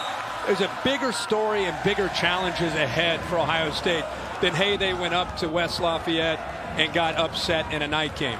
So there's more to it. No, well put. And a defense to give up 6 touchdowns tonight. Haskins. They continue to work underneath. This is a little bit mystifying. You're down 22 points with 3 minutes to go, and he's throwing 5-yard routes. And move the sticks. As the Purdue fans chant, "We want Bama." Easy. But I'll tell you what, Blough told me that, and nobody talks about this, but Boilermakers believe that despite just shocking the world and pulling the upset, they're contenders in the Big Ten West. And it's intercepted. Bailey the other way. Marcus Bailey punctuates this upset with a pick 6.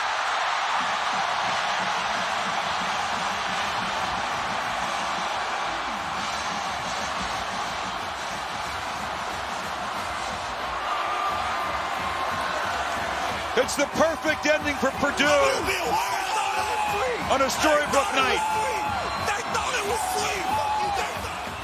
As the man not recruited by Ohio State actually grew up in Dayton, moved to Columbus, finishes it off. The night's first turnover is a pick 6. Well, it's incredibly fitting for Marcus Bailey. We've talked all night about how he never got that offer from Columbus, from Ohio State, living in Columbus. And you oftentimes see guys, Urban Meyer can't take everybody.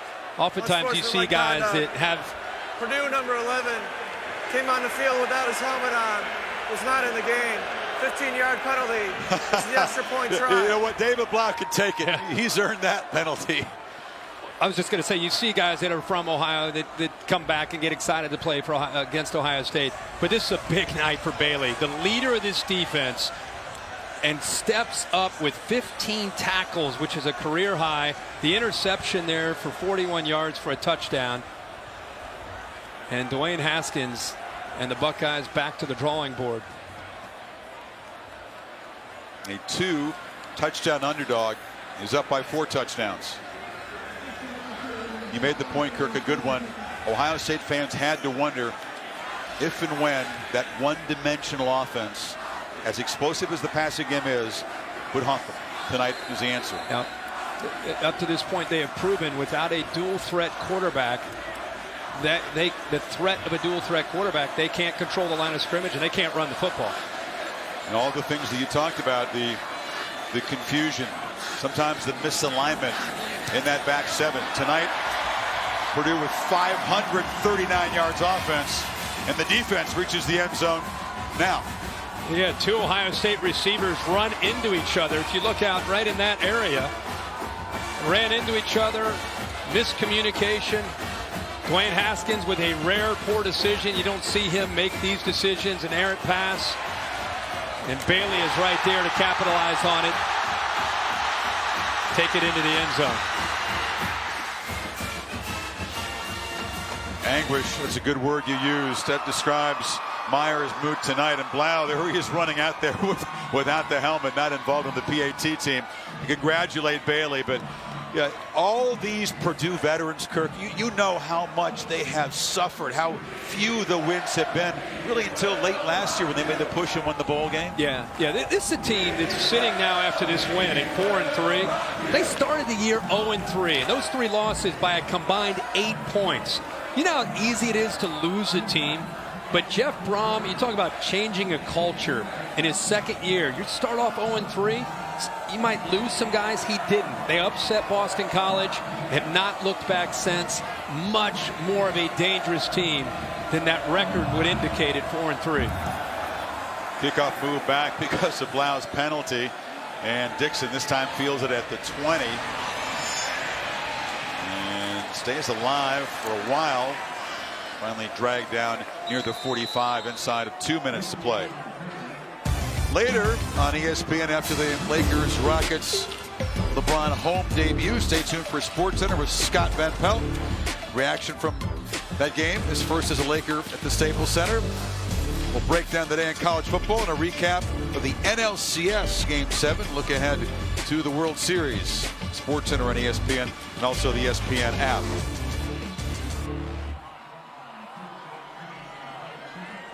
What a night for Purdue, and as you said, a big part of the story, this performance from Ohio State, as Haskins again just continues to work it underneath, and Weber's going to jump out after a 5-yard gain.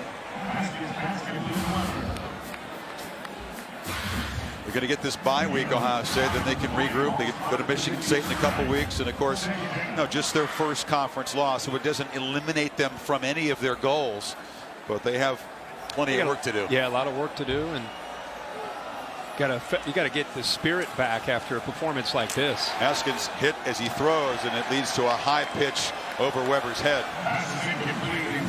Cassidy Hubbard and the Ford wrap-up show coming up inside of 2 minutes. Let me ask you this. When they had a loss like this to Iowa a year ago, JT Barrett, Billy Price, there are guys in that locker room that could walk in, probably have a players-only meeting, and it was like listening to coaches when they walked into that room. Who are those guys on this roster that carry that kind of weight, that can have that kind of meeting to walk in there and say, hey, guys, tough loss. Let's put it behind us. Here we go. Might have been Nick Bosa. He was one of the captains, but of course he's gone. Yeah, and I just don't know if that was his character or role within the team. My point is, I don't know who that guy is. They got the 3 receivers who are captains. Yeah, McLaurin could be that guy. Dixon. Paris Campbell could be that guy. They're going to have to rely on some of the players in leadership, because J.T. Barrett and Billy Price and Jerome Baker and guys like that, they're not in the locker room. No, Haskins doesn't scramble or slide much. That was awkward, to say the least. And the clock just continues to wind down as Ohio State making really little attempt to chuck it downfield. Still on the run, and again thrown very short, out of bounds at the 30. I talked, when you and I had our call with the coaches this week from Ohio State, I brought up, because of some of their issues with their run game and short yardage and red zone especially, I said, is there a chance that Tate Martell, you build a package, Urban, the way you did in 06 with Tim Tebow when he had Chris Leak? And he and Ryan Day both said, you know, we've talked about that. I mean, at least that would give them a dual quarterback in certain situations. Remember with the drop. Because it's hard to imagine them continuing to run the ball as poorly as they are when the weather changes, and continuing to rely on the passing game, on trips to East Lansing, games against Michigan. It's just not very realistic.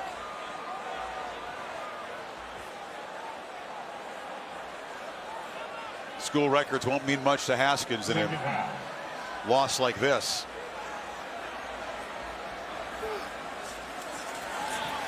Weber bounces down inside the 20. Final 50 seconds. Last time you thought, you ever think you'd see an Ohio State quarterback throw it 72 times? No, sir. And I 72 times. That's a record. Well, who cares? I'm not saying it's any consolation. I mean, who gives it? The answer is it's never happened before, so I never thought I would. No. But the story of tonight is Purdue and the Boilermakers with a total effort. Tremendous coaching, calculated gambles that pay off. This one is for themselves. It's for the coaches. It's for their fans and the alums. And it's for Tyler Trent, who got his wish, who showed the toughness and the heart to make it here tonight and watch his team drub the #2 team in the country. Final seconds, I wouldn't even snap it. Boilermakers rush the field. What a night in West Lafayette. It's a rage. The strobes are going off here. Have you ever seen this before? How about the timing of the strobe lights? They got the fireworks going off. They were ready for a party. Maybe they saw it coming. Nobody else did. They had to practice that. I mean, that was right at zero.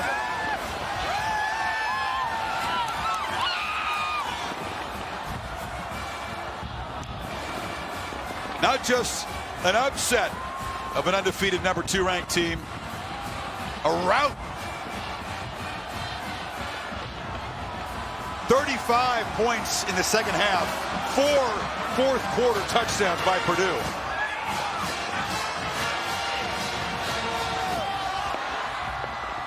Jeff Brom doing special things with this team and getting them to believe. And that man, Rondale Moore, it's incredible how much an electrifying player can change an offense. And when you have a veteran quarterback like David Blough to go along with that, makes everybody better. Oh, Blough has earned this. He's had some tough injuries. He's been through a lot. He's a graduate. He came to Purdue as a leap of faith, and he's a man of strong faith, hoping that wins like this could be possible. And for most of these veterans, they have waited a long time for a night like this.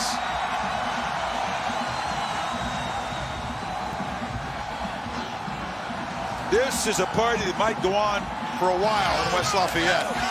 There's Bailey, one of the heroes of that defense tonight.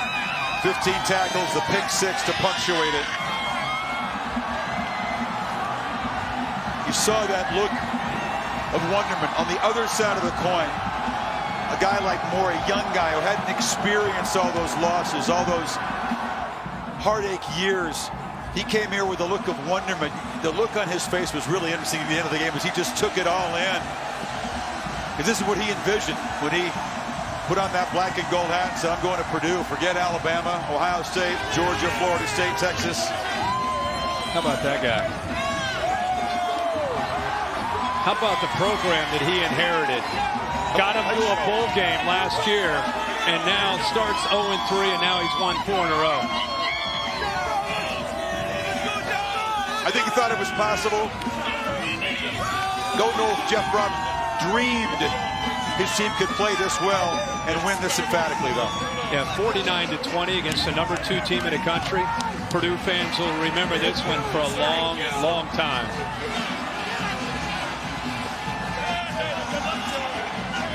I think a lot of us will remember this day for a long, long time, on the story of Tyler Trent that Tom Rinaldi told to you so beautifully on game day, and the way it played out tonight with him showing up so strong, so full of spirit, so alert. To watch this performance, to watch this team play a complete game like this, I'll tell you, it gets you. It really does. And that feature this morning on game day, Tom spent a few days with him and his family, and I think it touched all of us who had a chance to watch that, and for him to make it, because even after he had planned on it, we still didn't know if he would be able to make it. And of course he ends up pulling into the stadium, and obviously enjoys a big night tonight for the Boilers. We hope it'll give him continued strength for his fight. As David Blough said, a Boilermaker fights until there is no more fight.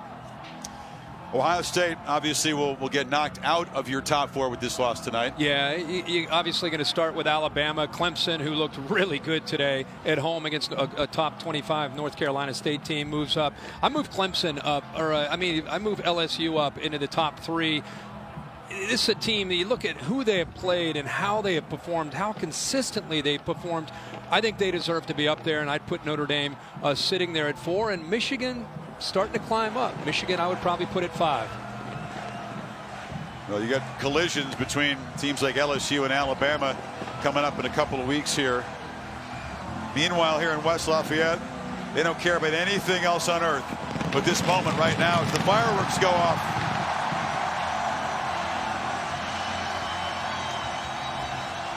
They have filled up just about every square yard of this field, and Maria Taylor has finally found Jeff Brohm. Maria, can you hear me? I can barely hear you, Chris, and we had to find Coach out here in the tunnel. I know that it was improbable, but certainly not impossible. The first top 2 win over a team since 1984 for Purdue.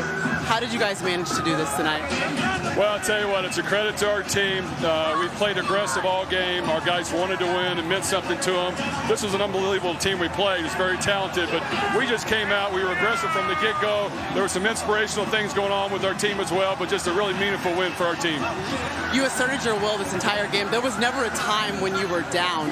What allowed you to do that from beginning to end in this game? Well, here's what allowed us. We started 0-3, and we were conservative, and we got our butts beat. So we knew, hey, we got to be aggressive. We got to play to win, and whatever happens, let's just the chips fall where they may. But this is a great performance, and our guys played to win. We saw the plays, an interception for a touchdown. Rondale Moore slipping away and scoring one for you towards the end. What impressed you most about the performance? Well, we had some unbelievable plays. Obviously, Rondale Moore is off the charts, phenomenal player that's came here and really taken this team by storm in this university. Our defense played lights out. Our offense made plays. We were aggressive. Really, it's just a great place to be. This team is hungry. They want to win, and we still got a long ways to go, but this performance here was obviously a tremendous one. Coach, you mentioned the things that were inspirational going around your team. Tyler Trent, he circled this game on his calendar, said that he would be here. He's already been wheeled back into the locker room, and he called the Boilermaker win. What does it mean for you to get this win for Tyler in the stadium? Well, it's unbelievable to have a young man like that who's gone through what he has. We've definitely, adopted him as our team captain. For him to fight this strong really just proves to our team that we've got to fight this strong. So we're happy to win it for him. We're happy to give him this moment, and I'm glad he predicted it. Give a message to Tyler, whatever you want to say to him right now. Well, we love you, Tyler. Thank you for being you. Thank you for being a Boilermaker. Definitely, you mean a lot to our football team, to this university, and we are Tyler Strong, so you continue to be Tyler Strong. All right, thanks, Coach. Congratulations. Jeff, are you going to hairstyle? All right, Maria, thank you. There'll be some powerful moments in that Purdue locker room when the Boilermakers and Brohm get together with Tyler in a few minutes. Meanwhile, the celebration continues, just jumping up and down, hollering, screaming. It's a euphoric evening in West Lafayette for this football program. They beat the Buckeyes by 29. We enjoyed bringing this to you. Game produced by Bill Bonnell, directed by Derek Mobley, our entire crew. men and women who bring you this ABC package. Happy you joined us tonight. Join us next week, Stillwater, Oklahoma, the Texas Longhorns and the Oklahoma State Cowboys. LeBron James and the Lakers playing over on ESPN now against the Rockets. But the Ford wrap-up show is coming up next with Cassidy Hubbard as the Boilermakers shock and rout Ohio State 49-20 on a special night here in Indiana.